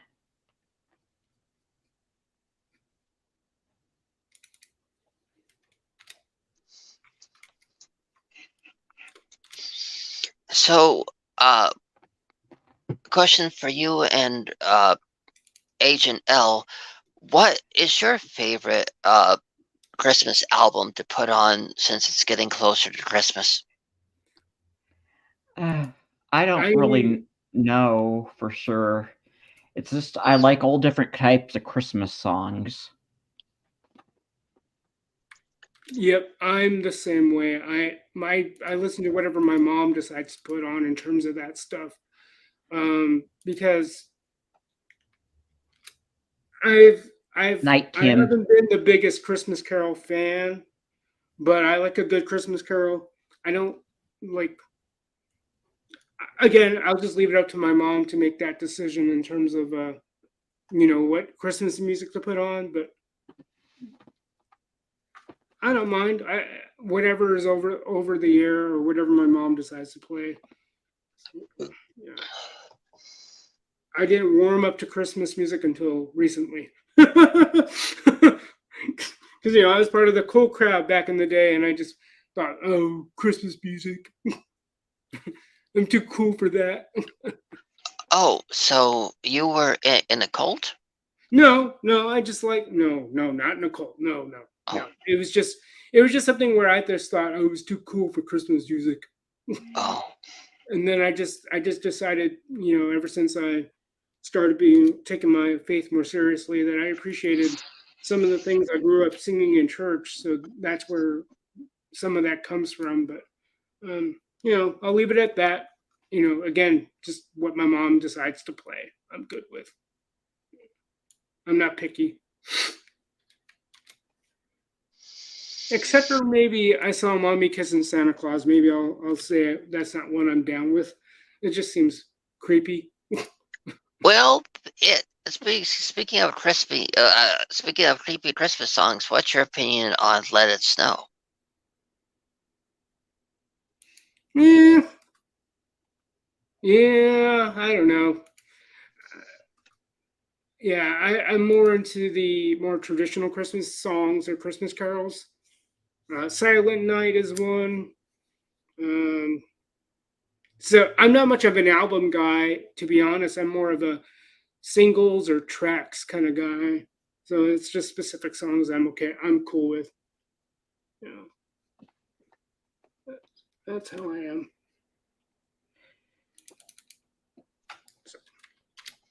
Tim, do you have any personal favorites in terms of Christmas tracks or albums?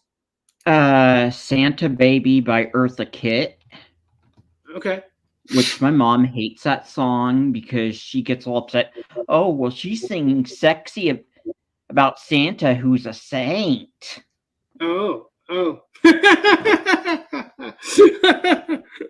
I get it. I get it. Yep.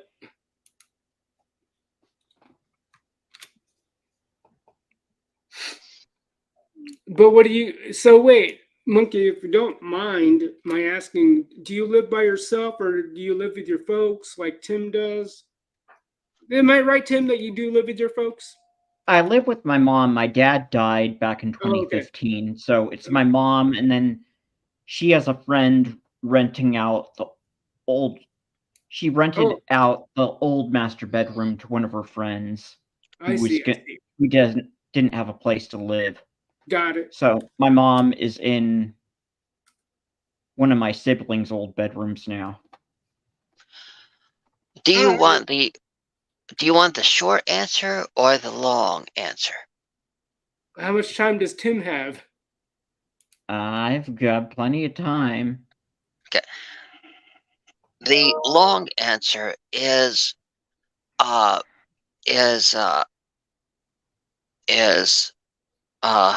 well, to answer that, I'll have to say my backstory. I had a very bad past because for a number of years I was in the BDSM community, and so I was under the influence of alcohol, drugs. I had more intimate relations than Bono, but I was always on the receiving end, and also I was used for breeding. But but then, so after I was rescued because my dad finally figured out that something was wrong, I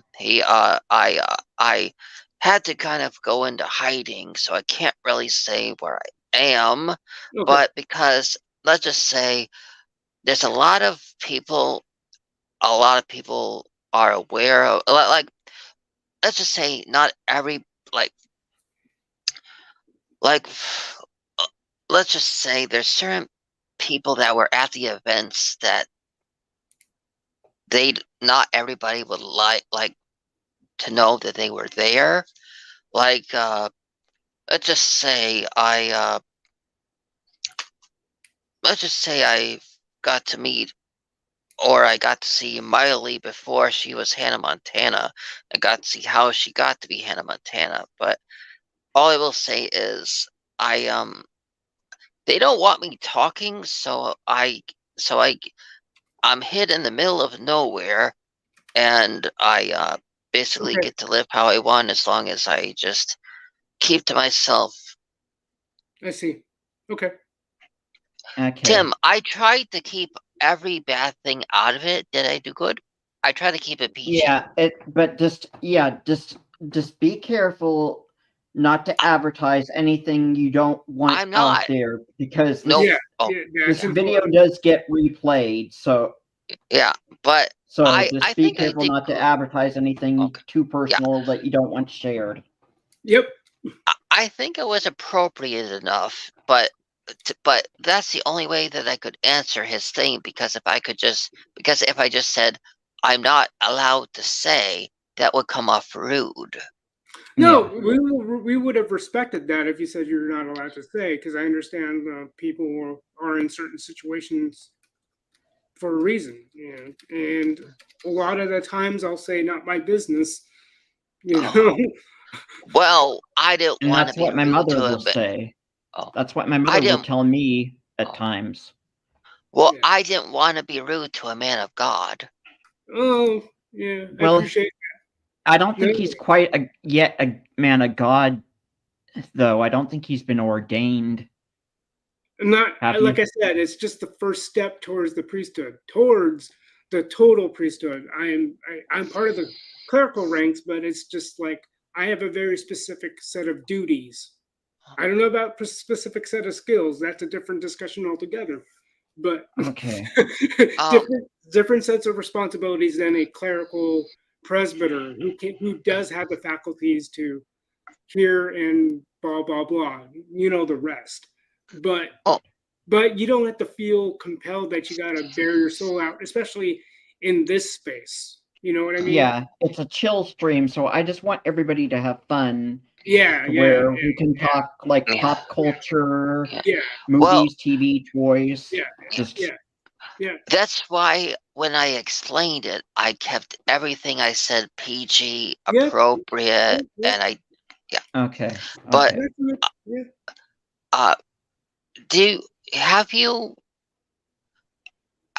how long have you been watching Christian related films, Agent? Like I said, it's not my jam.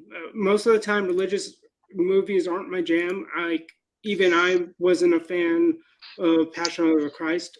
Like I knew the hoopla surrounding it because of the hoopla, especially. That wasn't my jam. That's why I said what I said about Jesus of Nazareth. That if I were to watch one, that would be the only one.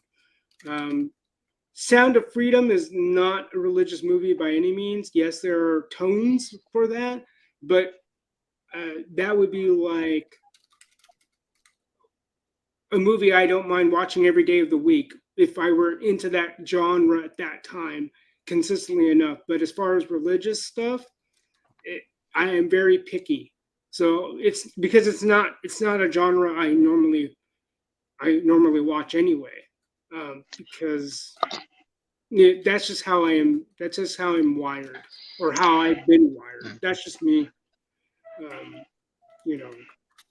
That's how I look at it. So I apologize if that doesn't seem like a sufficient answer, but it's just that religious movies aren't really on my radar. And I'm sorry, Tim. I'm sorry, Tim. This topic took up so much time.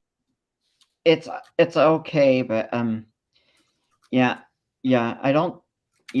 don't really want to get. I don't think we want to get too deep into religion, though, normally, because I think that was getting some people upset as well. Right. So don't dig too deep into it. I'm done. No. So, Tim, are you going to be watching the Star Wars Christmas special? I didn't plan on it. They actually have a second one on Disney Plus. I don't have Disney Plus, and I don't plan on getting that. Yeah. I think the term is Duck Disney.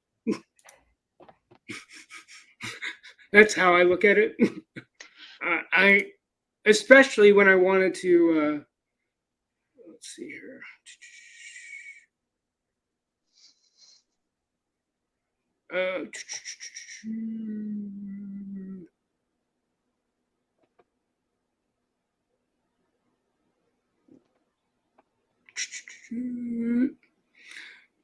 No, like the thing with me and Disney Plus is they put me behind a membership wall, meaning like, hey, please sign up again, and I can't get into my account to remove it. I want it actually deleted. So that's me and Disney Plus, where if you're going to put me behind that kind of wall, I'm not going to even visit your webpage. That's where. Yeah. So anyway, that's where I am with Disney Plus. Yeah. They put me in that position, so sorry, not sorry. Let's see here.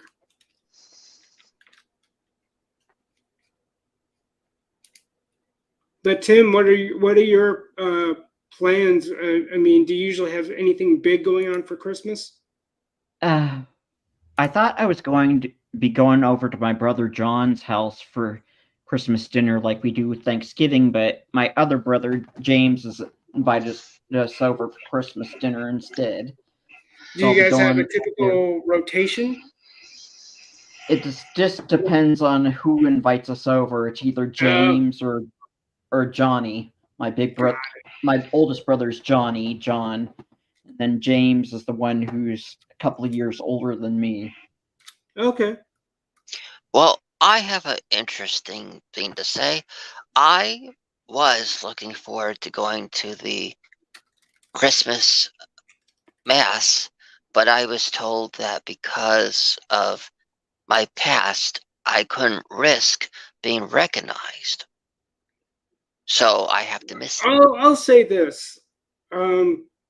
Is that because of certain people in that community know about your past? No, they never know who's going to attend, and they don't want the drama if they run into me. Well, it's not their business until you make it their business. I'll only say this much: if it's just like if you want to go to the Christmas Mass, go. Hope you gain something from it in terms of any bit of enlightenment. But that's the only reason why I would not go is if you knew people who knew of your past over there. I get that. But if nobody in that community, in that specific community anyway, if they have no contact with you whatsoever or past contact, show up. And if you want to be incognito, I don't know how many people are expected to show up or be there. I think given typical churches in whatever part of the world, a lot of them are crowded during Christmas time. So you might just be another face in the crowd. Because it's like if you want to show up, no one's going to stop you. Only you do. Only you can stop yourself from doing that. That's all I'll say. Yeah. Well, my agent wasn't too keen on me going either. He was like, if something happens to you, I'm not going to be getting up from Christmas dinner to go track you down. I see. Okay. You know. Go ahead. I hope that was okay to say, Tim. Tim would have interjected. I would imagine. Yeah. Yeah, it's fine. Yeah, I would just say, you know, if you need to in your conscience, if you say you can't do it, then I guess you can't do it. But I said, if there's anything that would bring that out, then okay. But if there isn't anything that would bring that out, try to be another face in the crowd. That's all I'll say. Okay. But as far as plans, I think I'm gonna. Well, you were talking about there's gonna be a Christmas live stream. So are you gonna be doing it on Christmas Day, Tim, or what day is gonna be the Christmas stream? Next Wednesday, I'm gonna do a Christmas holiday party live stream. Ooh. Are you gonna be able to make it? What? Since it's the week before Christmas, I want to do a pre-Christmas holiday Are you going to be party. Are you going to be able to make it, Agent L? If it's the coming Wednesday or next Wednesday, I should be able to. I mean, it's not Christmas yet. Are you going to have it? Are we talking about the Christmas stream being the couple of days after Christmas itself, Tim? Or how is that? No, next Wednesday. It's just going to be at the normal day and time. Yeah, I'll still be in town because Wednesday, the time I'm going to be at my folks, it's going to be a different. I suppose I can swing it. It's just you know, because I'll be with my folks when I fly out Christmas, the morning of the day before Christmas. So the 24th, that's when I go to San Diego. Do they still test you for COVID when you're going through security? I never was tested for COVID. It depends on the destination. If I was going to Hawaii, then yeah, they likely would have tested me at that time, but I never was tested prior to my flights within the mainland United States. Even during post-COVID, it's like I think it was just show your vaccination card at the time. That was that. So Tim, since you're really big into George Lucas, which I saw in your interview. What's your opinion on Jaws? You know, Jaws is a Steven Spielberg film, Oh, right? sorry. They both look like each other. George Lucas and Steven Spielberg. They look like each other, so I got them confused. Okay.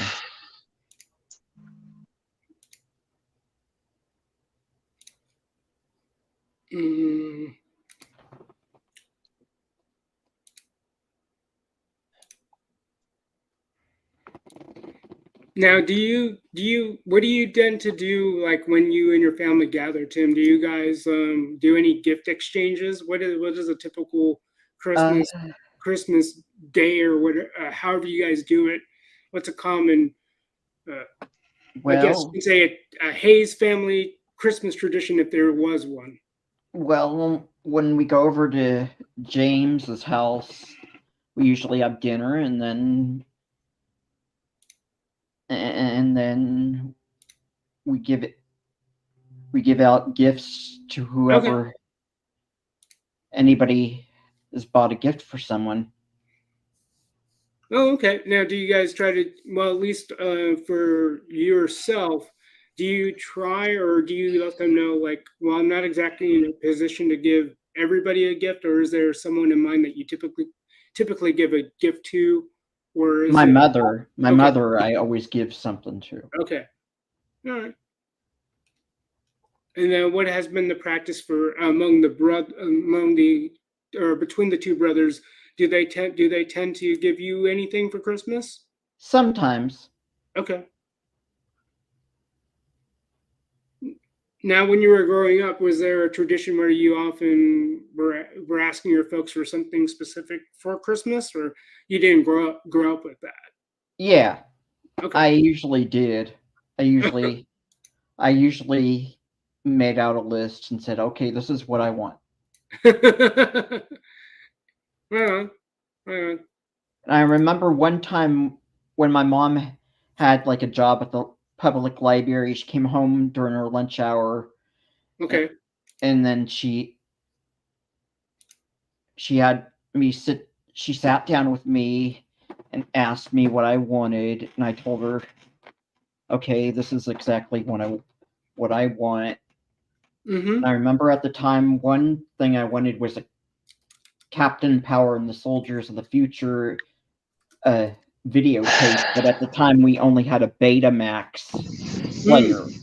So I tried to find a beta tape, and at the time it got to where if you wanted Betamax tapes, you had to special order them through the mail.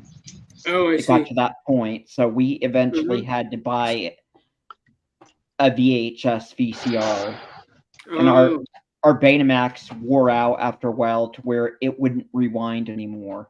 oh, yikes. Yeah. Go ahead, Monkey. Would you like, from what you were saying, would you like to know how gifts are exchanged when it comes to me? Sure. Yeah. The gifts are sent to the agency, then the agency gets them to my agent, and then my agent meets me one day in the month. So the presents have to be either delivered, sent out in December, or wait till January. So and then because the agent has to make sure that that he's able to have a day devoted to like each day in the month is a day where he is giving the presents sent by different family members to other people that he's the agent of. Mm-hmm. So each one of us that's being protected in a certain way in the middle of nowhere in a designated place, none of us knows where each other is.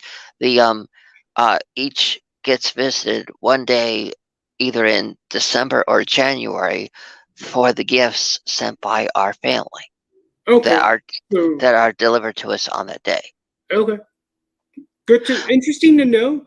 What about growing up? If you can recall that, or if you're okay with bringing that up, when you were growing up, what was the practice or tradition at the time? And again, if you're okay with the tradition of waking up in the morning, going to Christmas Mass, after a night of going and driving around and seeing all the beautiful Christmas trees and decorations. We did that on Christmas Eve, and then on Christmas Day, morning Mass, we opened presents before we went to church, so we had to be up, and it just was a whole day. And we always watched whenever the meal was being made. I put it. I think I put it away. 1 second. Oh no! There was a staple tradition we always watched, and that was this.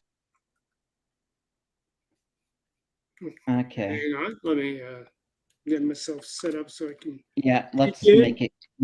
I have to make you big. Oh yeah, Home Alone. Okay, got it. Yep. I even watched it when it was on the my dad got it when it first came out on VHS. So I even remember the Pepsi commercial where the two black kids were saying like, we drink Pepsi together, nothing's gonna come between us. And then you see the girl saying to the other boy, I want a Pepsi. And so he goes, takes the Pepsi and gives it to the girl. And then the other one says, who knew? But yeah, it was a full day. Big meals, big dinners. My mom was in the kitchen for most of it. Let's just say we really didn't get to talk much on Christmas because it was like Super Bowl Sunday. For my dad had us go to every single Christmas event, everything that was around. It was just a big old thing. And if, let's say, if one of us was sick and couldn't make it, guess what? We had to stay home and watch. Home Alone? The marathon of A Christmas Story. Remember? Because it was always on. Sure. But yeah, it was Christmas Day was always a big deal in the household. My dad, being German, he wanted us to enjoy and take advantage of every single moment of Christmas. It was, I mean, have you ever been around somebody that always was? I mean, we would listen to. I mean, I can't remember a Christmas not listening to either Charlie Brown Christmas or the Chipmunks or the Feliz Navidad. We never listened to, and do you know, I even grew up because my dad even had us as soon as Thanksgiving was over, we would listen to Christmas music. Okay. That whole month we would listen to Christmas music. So he all through my childhood we watched, listened, everything was Christmas. I mean, even now when I go to a store and I see tinsel, it's burned into my brain. Tinsel, not just for decoration. Okay. And yeah, the Santa Claus. Yeah, my dad even got us that on VHS. When, remember, the advertisement on VHS was saying Tim Allen's new book was out entitled "Don't Stand Too Close to a Naked Man." Oh, okay. That was the title of his book. So that was on the advertisement of the VHS. But yeah, my dad, as soon as a Christmas movie came out, he got it for us to watch. When you sure opened up a can of walnuts. I mean, my first introduction to Barbie was the Barbie Nutcracker movie. That's how big of into Christmas my dad was. That my first introduction to Barbie was the Barbie Nutcracker. All right. Nice. But hopefully a lot of comments didn't acquire Tim. Don't worry about it. It's just people talking about like Christmas stuff anyway. Oh. Like Soda Cauldron saying, "Oh Tannenbaum, oh Tannenbaum." Yeah, that was one. That was one. Yeah. There is one song my dad always played to piss off my grandmother. Okay. He always played whenever we were leaving my grandmother's place. He always had the song blasting. Grandma got run over by a reindeer. Oh yeah. Okay, I remember that one. So he wasn't. That was too. We would. So I don't know if you've heard the parody tracks, Tim, but I remember growing up singing "Jingle Bells, Jingle Bells," Batman spell. Yes. Laid an egg. Yeah, and that ended up in an episode of Batman the Animated Series where Joker started singing that at the start of one episode where he's in jail. Yeah. Yep. Oh, and Gerard O'Connor saying, "Guys, going to jump out of the chat now as it's time for my nightly dog walk. I will continue to listen, but until we chat again, stay stellar." Okay, good night, Gerard. Who let the dogs out? Who let the dogs out? Who? That's a strange arrangement. Wonder of a song. What? The Baja Men. That was a one. Yeah. Interesting fact about that song is, for over 20 years, everybody thought that since the Baja Men music video had dogs running around, that they were barking. But then somebody on YouTube 20 years later had the thought to watch the music video with subtitles.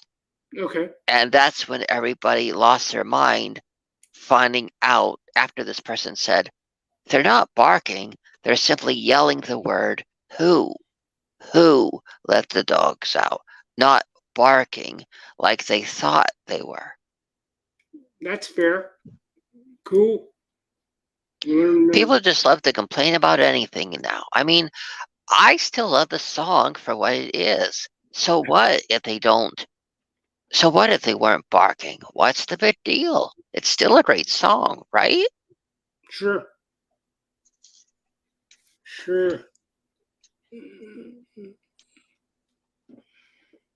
Oh, here's an interesting thing. There is one song I never did get to listen to because my father was against it, and I only heard it later in life, and that is, well, if I tell you, you promise you won't embarrass me? No, what song is that? He never let me listen to I Saw Mommy Kissing Santa Claus. I get it, but I like Tim's. Was it your grandmother's contention or your mom's contention, Tim? My mom doesn't like the song "Santa Baby" recorded by Eartha Kitt, since she feels it's she's singing sexy about Santa, who she sees as a saint. Yep. And I like it sounds like your dad is just like Tim's mom. But when you hear that, it's almost sacrilegious in some years. I get it. It's like, and I don't know. I just find certain songs like, it's a nothing burger for me. Like, it doesn't really offend me one way or the other. A funny thing, when I was training to get my first job, he let me listen to that song of Santa Baby, and he was like, "This is this is what you do not spend your money on. Meaning, meaning don't be a Santa to a lady. So Yeah, it has to be if he's talking about the religious kind, don't be a Santa, but you can be a Saint Nick to a lady, if that makes sense. The monkey, like, the lore about Saint Nick is he sold everything he owned, and he saved daughters from possible prostitution. Oops, is that a taboo word, Tim? I don't. People always say that there are taboo words that you can't say during a live stream, and for example, the coof. I whatever I call it the Rona, but the lore about Saint Nicholas is that he saved girls from going into prostitution, so by giving their fathers money so they can pay for dowries. That's the lore behind Saint Nicholas. That he was generous. He grew up. He was in a rich family, which he sold everything he owned. And if you want to be like that to a lady, it wouldn't hurt you if you could do that. What that means is you're not a slave to your riches. Well, he mainly had me focus on the thing like not buying a yacht and not buying a car for her, and not all these different like diamond rings and a house and that part of the song. Sure. That's what he got me to focus on. But yeah, do you agree with this version? That's fine. Yeah. Santa Claus is coming to town, ranking gas. I mean, I love it now. It's like we can always lampoon the song. Not that it's a bad song. It's just knowing what I know nowadays is like I can make a parody out of it. I like a good parody. If you can make it intelligently funny or humorously intelligent, I'm down. Totally down. Well, then, if I may ask, what's your opinion on the movie Elf? It's fine. It's fine. It's not one I'm really interested in seeing. Yeah. I agree. I'd say out of the two ones I have in front of me, the ones I'm going to be definitely watching on Christmas are going to be these two right here. The nativity one, right here, that one. Mm-hmm. And this. These are going to be the two main ones I watch. But okay. I will say an interesting one to watch also on it is the one that I showed earlier. At least for the scenes in the winter climate, is this. It's so beautiful when they get to this section of the world.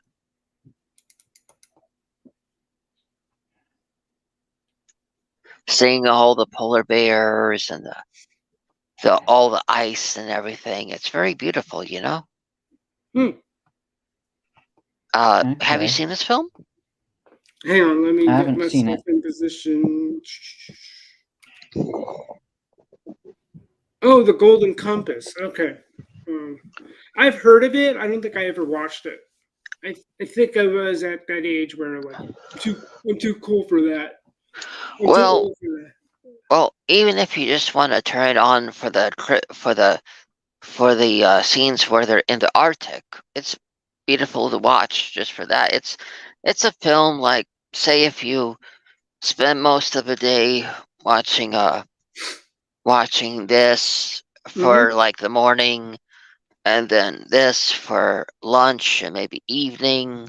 If you want something to just put on for right before bed, turn on the Arctic scenes of this one, and it's very beautiful. It's a sort of film to, it's dark enough that it won't make you laugh, it won't keep you awake, and it's beautiful enough just to fall asleep to. Let's see. Not something that'll direct your attention to want to watch every second. I see. So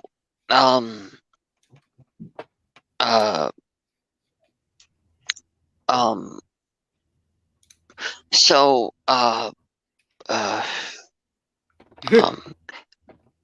Take your my time. brain's kind of pooping out right now. Oh, here's a good one. Do either of you have a favorite recipe that your family makes for Christmas dinner? Oh, no, because Not really. what we have for Christmas is typically what we might have every day, because it's more than likely traditional Filipino food, or my dad cooks Korean barbecue on the grill. That's his jam, and you know, being raised the way I was, I didn't turn it down, and they were all scrumptious. So it's been a while, but my parents tend to change it up every so often these days. So it'll be interesting what my mom has in mind. Especially since it's going to be my parents and myself until my siblings show up days after Christmas, like the 26th and 27th. We'll probably just go to the casino and have our chow. We'll probably get something from the casino, take it home, and then do whatever we want. Just because of the way the family dynamics are now, we've kind of, I don't know what I would call it. We've kind of chucked tradition or made our own, if that makes sense. So, in the sense that we'll do what's available for us. I don't know if that helps, but that's kind of how we treated the Christmas holidays, since my siblings are kind of on rotation. They'll go to the in-laws one year and then they'll go to us the next year, that kind of thing. So it's always a play it by ear. And then for me, it's because I'm the only one without a family of my own. Like, I usually just go down and hang out with my folks. So there's that. Hopefully that wasn't too long-winded of an answer. Tim? I'm sorry, I got distracted by Twitter. No. So what were we talking about again? Oh no, just the Christmas meal or recipes that your favorite Christmas recipe. I think usually just turkey. It's like Thanksgiving, just have turkey. Oh yeah, that's right. You were mentioning that. Yeah.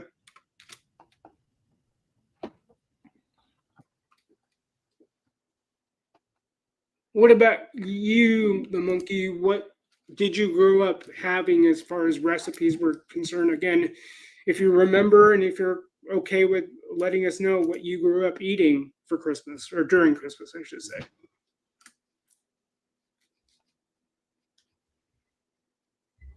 Did we lose Monkey? Monkey. Oh, I'm here. I'm here. What was your question? I was just asking what you grew up eating, if you remember what you grew up eating. Eating for Christmas? Yes. Yeah, for Christmas dinner. Let's see. I would wake up to the smell of what's that one? Cornbread stuffing, and then I would smell cranberry sauce being made, and then if I want a little snack, so much stuff to think about. I had a grandfather that always would give me sardines to hold me over. But it was a lot of stuff. My father made sure we have every single Christmas dish you could imagine. I mean, heck, we had to we were the only ones going to Christmas mass that did not have our shirts tucked in. All right. But I mean, heck, we even had Christmas pudding. Do you remember that? I don't think I grew up with Christmas pudding, to be honest. But okay. How about Tim? Did you ever have Christmas pudding? No, sorry. Okay. Well. But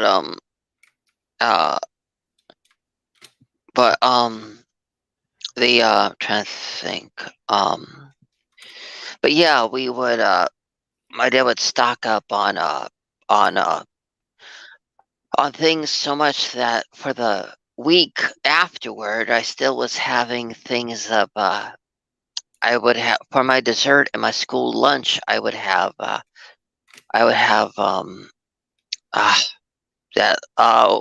What is that? I haven't thought about it in years. That stuff. It's a holiday log of. It's a holiday log. Okay. What does that consist of? I'm trying to think of what it is. It's a log that lots of people don't really like too much. Okay. It's associated with Christmas. Can anybody in the chat help us out? It has fruits and different things in it.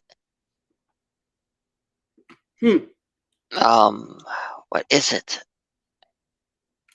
Oh, it's a log with different fruits and cherries and fruitcake. Oh, okay.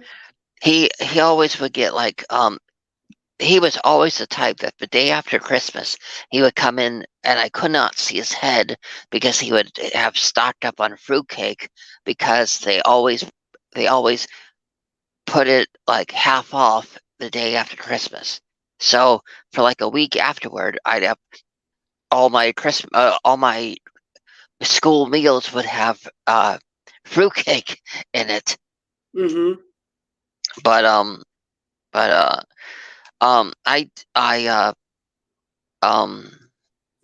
yeah, I remember I talked about the pudding. Okay. It was figgy pudding. You haven't had figgy pudding? I don't think I have. Maybe not by name. Could have been. You should listen to the song. No offense. Give me some figgy pudding. But sorry, I wasn't trying to be rude. But yeah, as you can tell, my dad was really into it. He really into the Christmas. I mean, yeah, my mom was kind of the same, so I get it. Okay, but I will say I have one guilty pleasure film. Tim, did you ever do a segment where you showed guilty pleasures films? Well, speaking of that, lay it on us. What is your guilty pleasure film? If you're okay with that.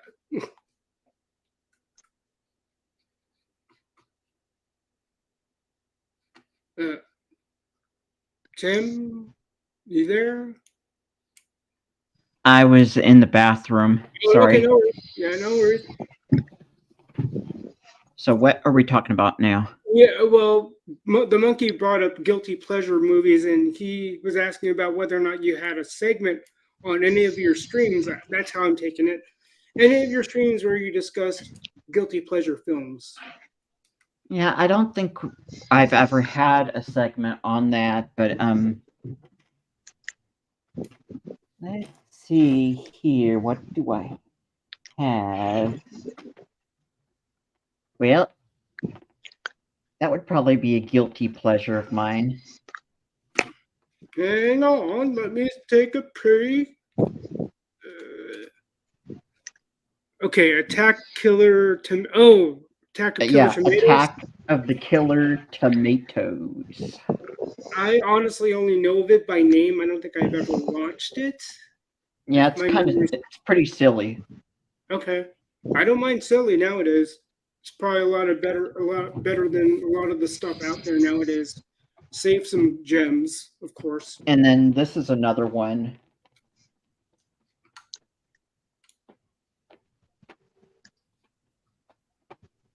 Heavy metal.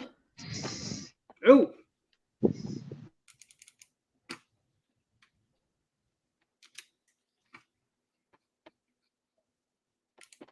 And then let's see. One other one that I really enjoy. is an import, a 70s drive-in import from Spain. The werewolf versus the vampire woman. Ooh.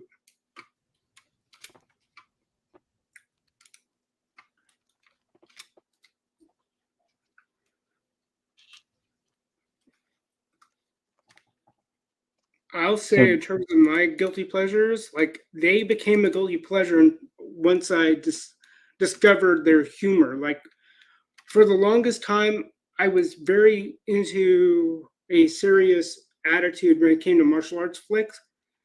Like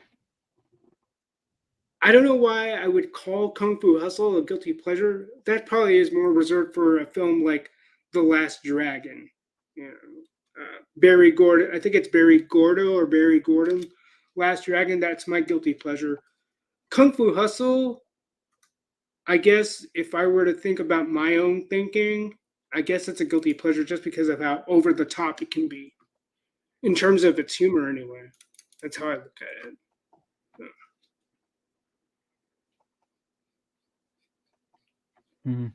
So yeah. So the monkey, did you show your guilty? Did you share your guilty pleasures already? Was it just the one movie, or was there anything else you shared while I was in the bathroom? The monkey, are you still there?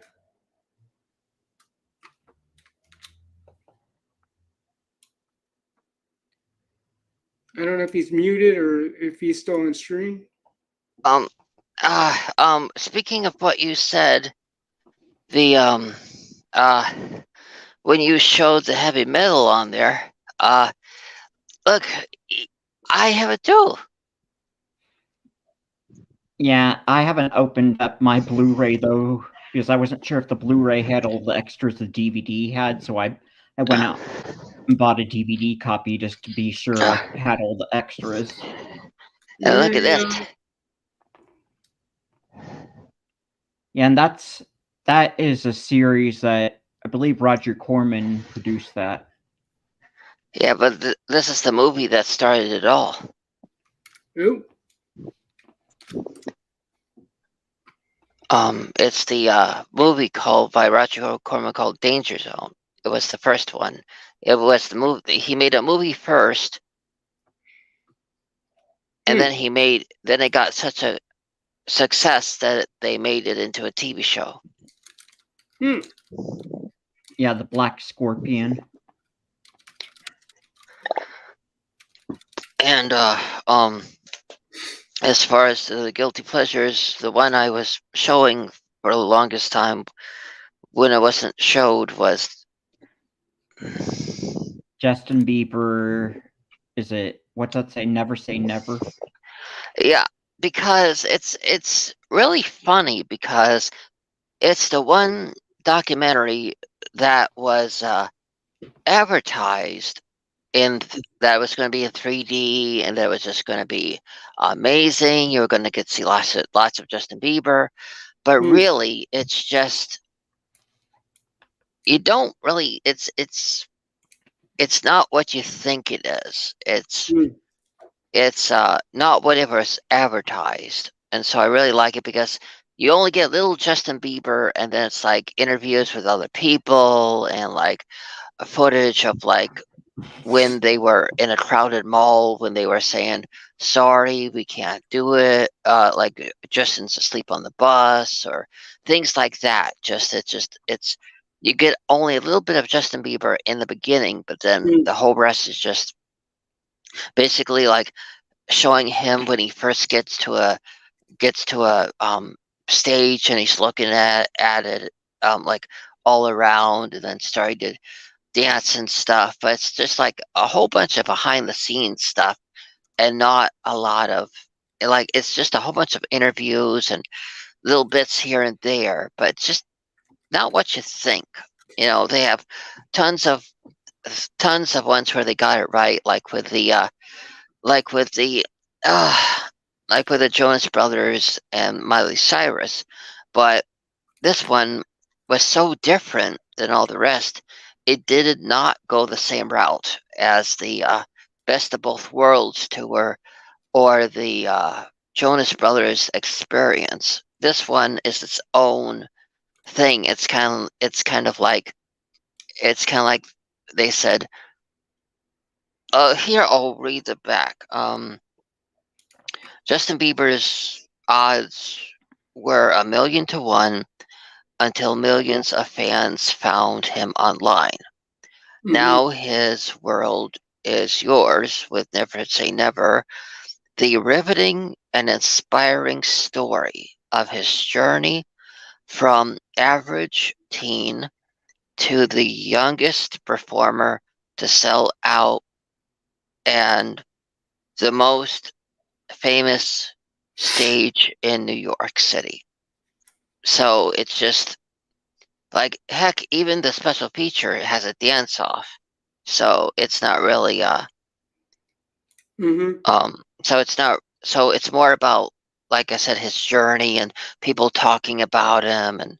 But it's, so when they advertise this, they would like say that, oh, tune in and watch this film of his, and it would have him singing the Never Say Never. But then everyone just got a doggone documentary of his rise and stuff, and Mhm. but no Bieber. I mean, that's the funny thing, but yeah, but I will say, there's one. Do you think Monkey Boy's gonna watch this when it gets over? You mean the rest What of the movie? stream? This stream. I don't know what his viewing practices are, or where. That's a Oh, Twitter okay. question, so I don't Okay. know. If Well, do you want to know my favorite alternate to Star Wars? Sure, lay it on us. Invasion of the Star Creatures. Mm-hmm. Yeah, that's more of a like a '60s comedy. Oh, Yeah. It's like I the really Beach like it Party because movies. what? It's really silly. It's like the Frankie and Annette Beach Party movies. It just gets really silly. It's another one Yeah. from American International Pictures. Yeah, I just really like it because don't you agree, Tim, that this one has this one takes place in a different timeline other than Star Wars and Star Trek? Well, I think it probably came out about the same time as Star Trek was on TV, though. Yeah. Right, but So I'm saying it I'm saying this one is its own sort of thing. Don't you agree this does not feel like a Star Wars or a Star Trek film. This kind of is its own thing. yeah, it's its own thing. And with them giving us nothing but Star Wars films and Baby Grogu films and Star Trek and all this, and even Star Trek Below Decks and Picard and all this other stuff, even Star Trek Discovery. Whenever I get so full and so sick of seeing all those, I just turn on this and I kind of get a feel of something else related. Okay. So it's a guilty pleasure because when I watch this, I am denying the love for Star Wars and Star Trek. Okay. Yeah. So what about you? Do you have any favorite guilty pleasure films? Is that to me? The Yeah, monkey? yeah. Oh, I thought you caught wind of what I already said. Like, The Last Dragon, easily. Oh, good and then, one. And then Kung Pao. Like I said, a lot of the ones I've come around on, meaning like I didn't have a good first impression. So a film like the last Dragon, and then Kung Pao Enter the Fist. Kung Fu Hustle was a different story. Like, it only took me a second shot at it, and then because like I said, I tend to be a little bit more on the serious side for let's see. Then what did you think of that cow scene in Kung Fu Hustle? I got a good chuckle out of it, to be honest. Good chuckle. Yeah. I really loved how they snuck in a got milk gag. Oh yeah.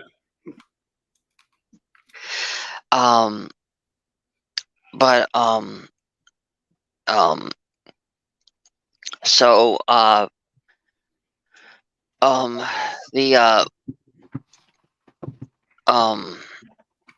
Yeah. Out of curiosity, Laren, sorry, what's your name again?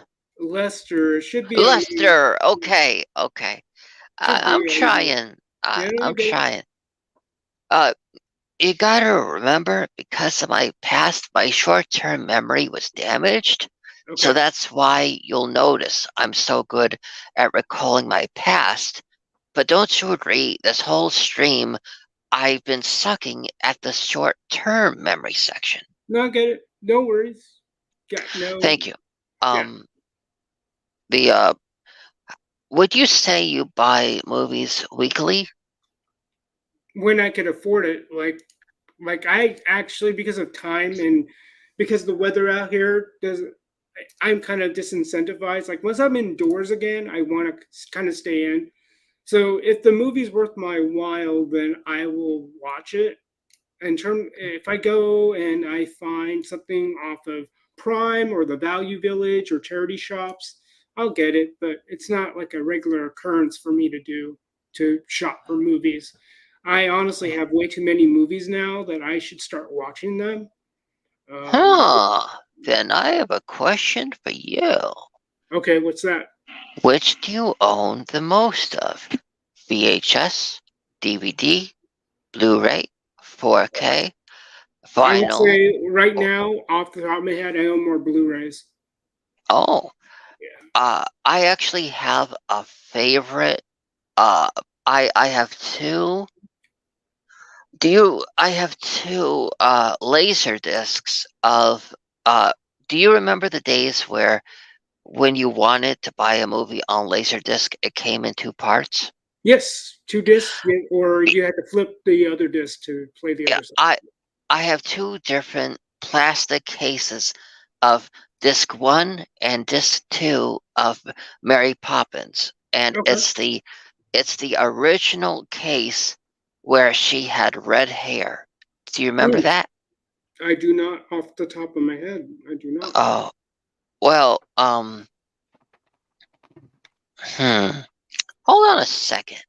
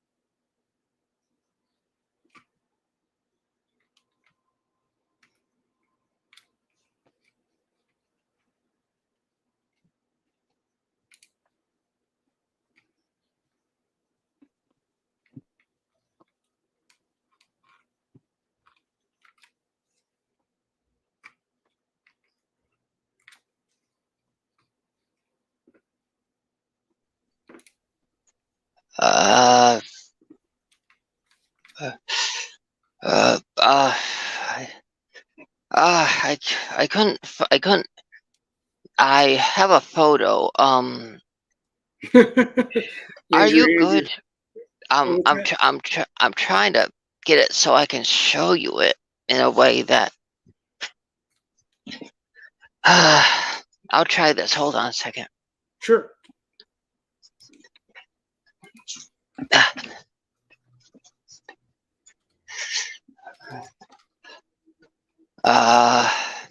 Let's see. How about now? Can you see them? Yeah, the Mary Poppins. Okay, yeah, I see the. Okay, interesting. It looks like the characters are hand drawn, or at least it's a graphic representation and not and not a live photo of Julie Andrews. It doesn't look like Julie Andrews to me. So that's how I'm seeing. Yeah. See. Yep. And I think that was on the record album of the soundtrack.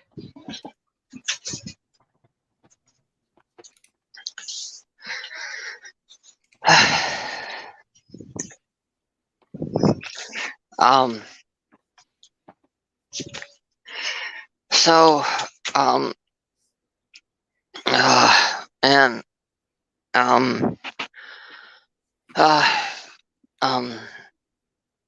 so, here's an interesting question for you both. Which do you prefer? Do you prefer Dick Van Dyke and Chitty Chitty Bang Bang, or Mary Poppins? Probably Mary Poppins. Yeah, it's a push for me because my thing of Julie Andrews is Sound of Music, and I know that's a single film, and I know she has done many others, especially in the latter days of The Princess Diaries. I think that's the title she was in. But Julie Andrews for me will be Sound of Music. That's just. And yes, I did watch Mary Poppins, and yeah, it almost seemed like they were similar characters because the way each movie was set up. Because I think there was some music in Mary Poppins as well, if I remember correctly. And I know that sounds like I'm typecasting Julie Andrews, but that's my recollection of her in terms of her work. Yeah, I don't know about you, Tim, but that's how I see her as, and I know that's not exactly fair, and I'll be the first to admit that. Yeah, well, I think Sound of Music's just one of her movies. Yeah. Well, I'll just say I didn't grow up as a Julie Andrews fanboy by any means, like in terms of like my fandoms or the people I follow, actors, actresses. I respected her, but it's not something that I don't even think I might have only had one Bruce Lee poster, but it was a very specific style. It was like a wall scroll. But other than that, I rarely had anybody hanging up on my wall. I don't know. Would you like to see my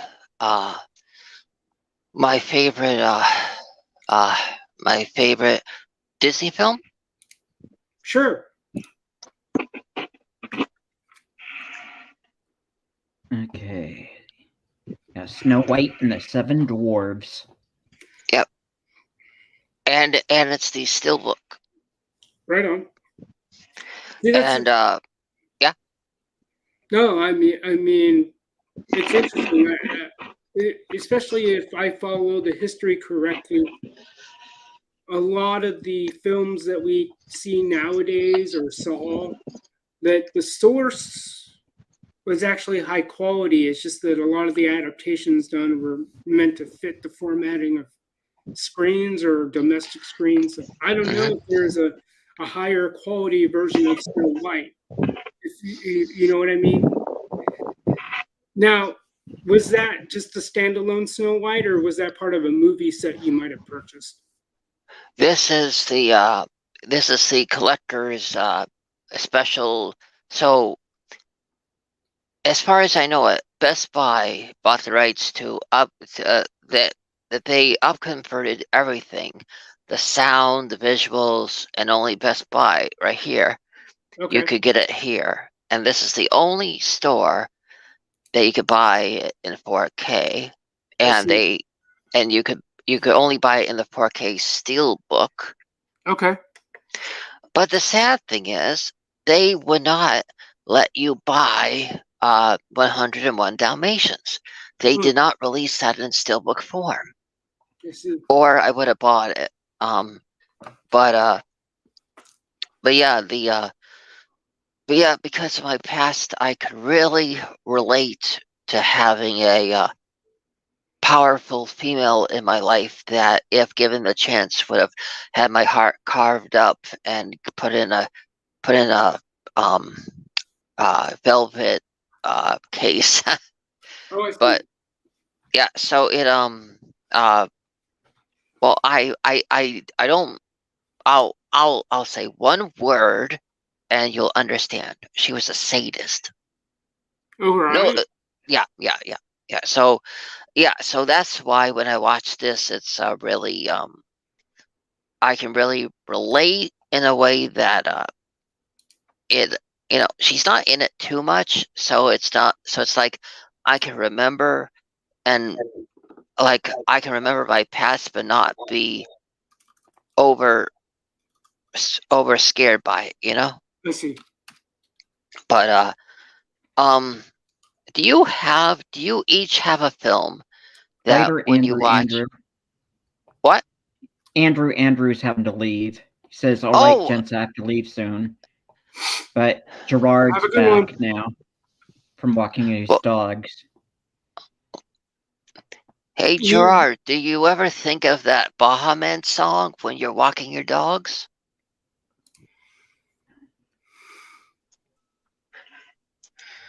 Sorry for interrupting, Lester.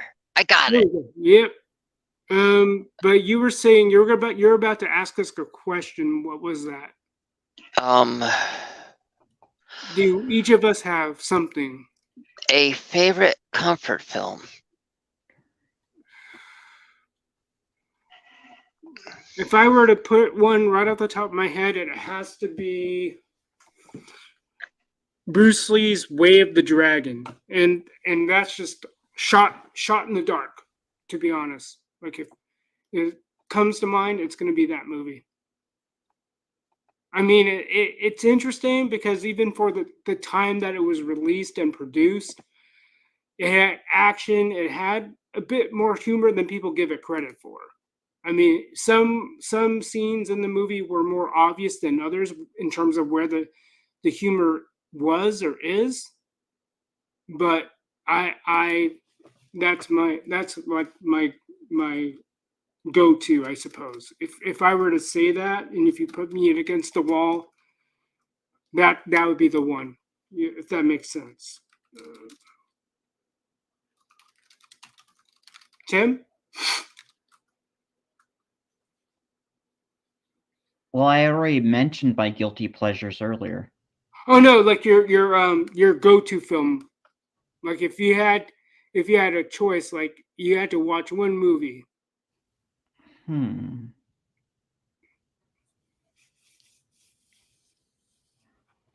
Let's see. One movie.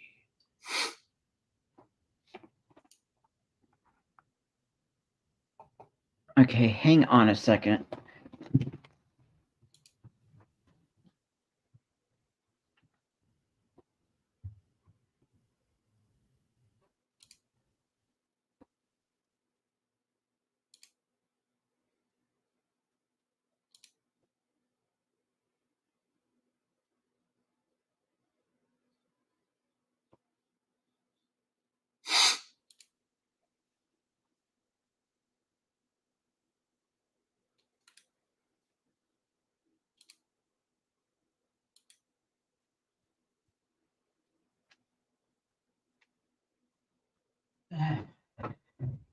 Okay, I found a copy of it.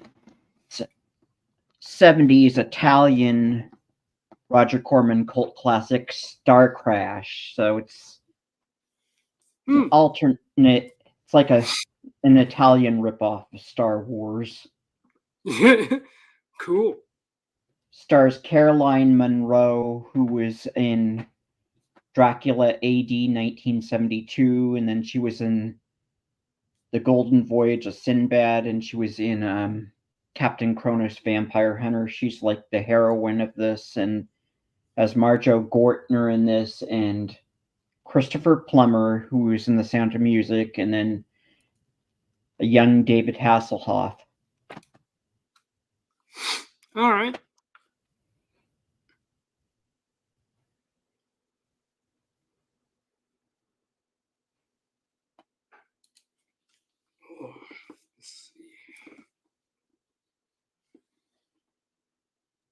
but it was originally supposed to be about a pair like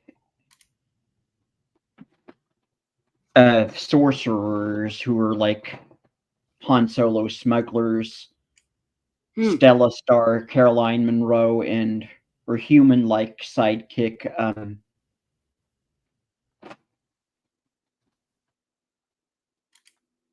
Acton, played by Marjoe Gortner, he has the actual type of like superpowers in this, like a sorcerer. They weren't able to get because of budget constraints. They weren't able to show the lasers shooting from Stella's fingers, so all the references to her being like a superhuman were cut out. Oh, all right. Rob Zombie's Firefly trilogy.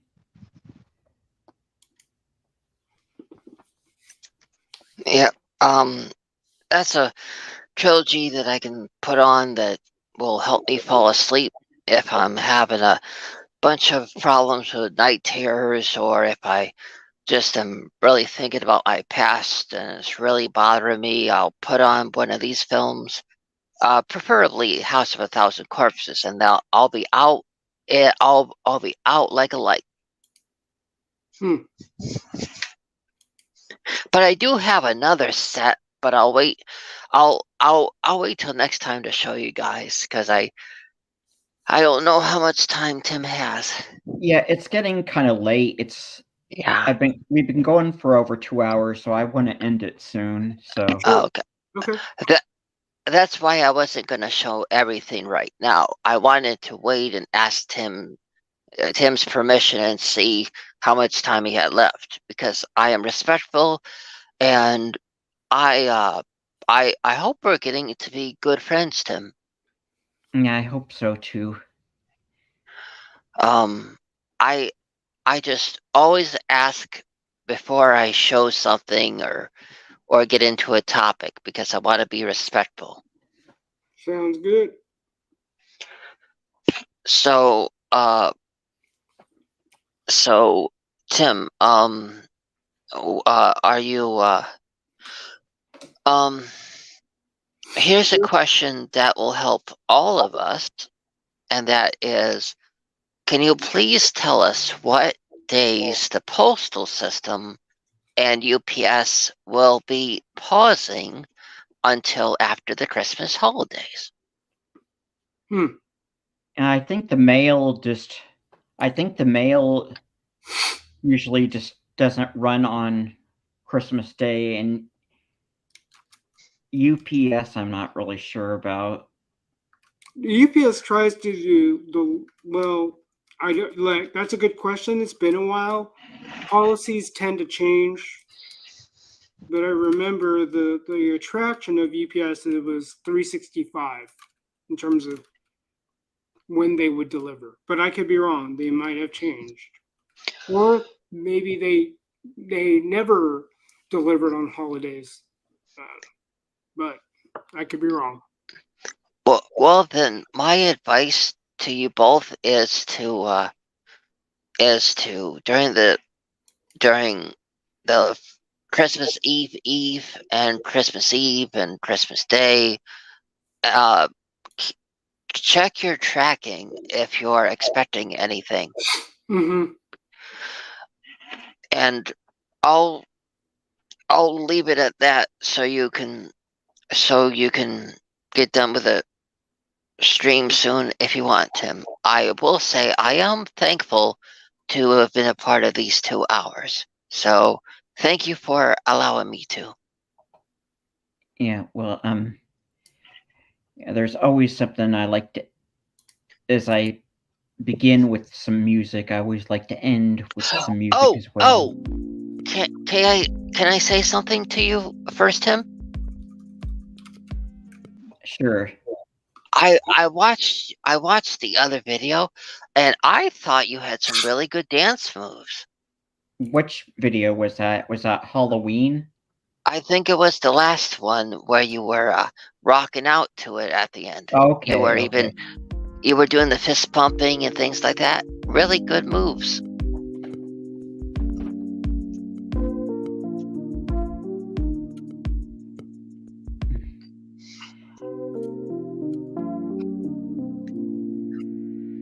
Yeah, usually Dave Monkey Boy is here to end it, but he volunteered to help out a vape shop tomorrow, so he had to go to bed early. Tim, could you tell that I was being respectful when I said that I really thought your dance moves were pretty cool? Mm-hmm. You were really good at picking the time to end it, because I don't know if you can tell this, but my mind is like a egg. It's fried. Yeah, you should probably go lay down for a bit soon.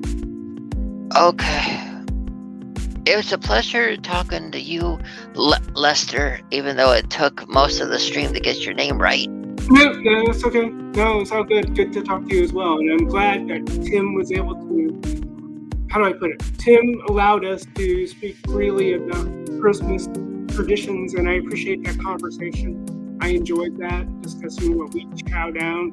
So I'm thankful for the interaction with you two. And always happy when Tim sends the link, so we can just chill, shoot the breeze, and try to have some fun. Yeah. And again, I want to say thank you for keeping it thank you, Tim, for keeping this a stream free of political debate. You all of them may not be aware of it, but you had one where it was turning into that, and you stopped it.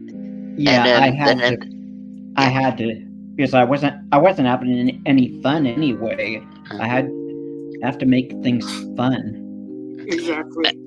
And then in the next one, he really went into talking about how he will not allow his stream to become a political or religious sanction. So, oh, darn it! I talked about. Yeah, we talked about. Yeah, but that was just about because it's part of my life, and if I'm going to be transparent with whatever I want to give, it's part of my life, so I can't exactly escape it. But we talked about it. You asked the nuts and bolts, and that's not out of bounds. As long as it deals with nuts and bolts, you're good. Okay. Yeah. And I preface, like, we wouldn't go into certain areas that we weren't comfortable in going, which, again, Tim, thank you for making sure we're in the right direction in terms of that. So thank you again.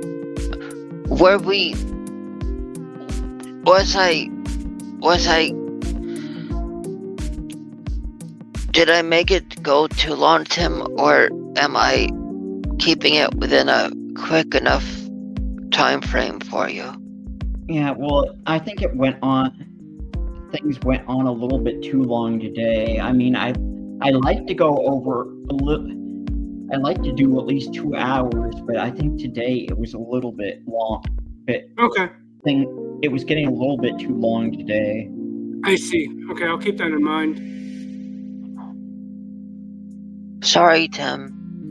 It's okay, but I think a lot of us are tired, and I was getting heartburn really bad, probably because I wasn't eating enough. I need to eat more, and I've got other stuff I've got to worry about.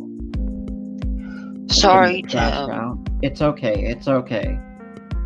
And I know you said your brain was getting a little screwy, like you need to lay down.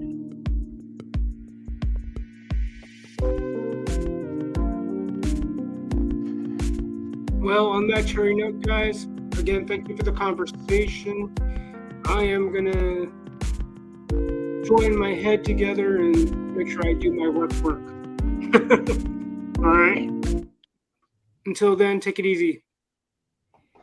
Yeah, and thank you all for coming. Yes, Gerard was perfect. So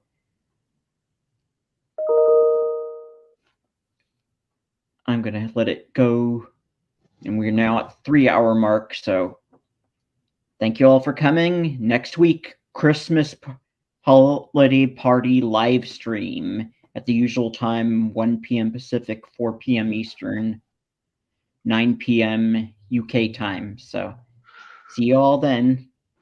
Catch you all later. Peace out. Now end stream.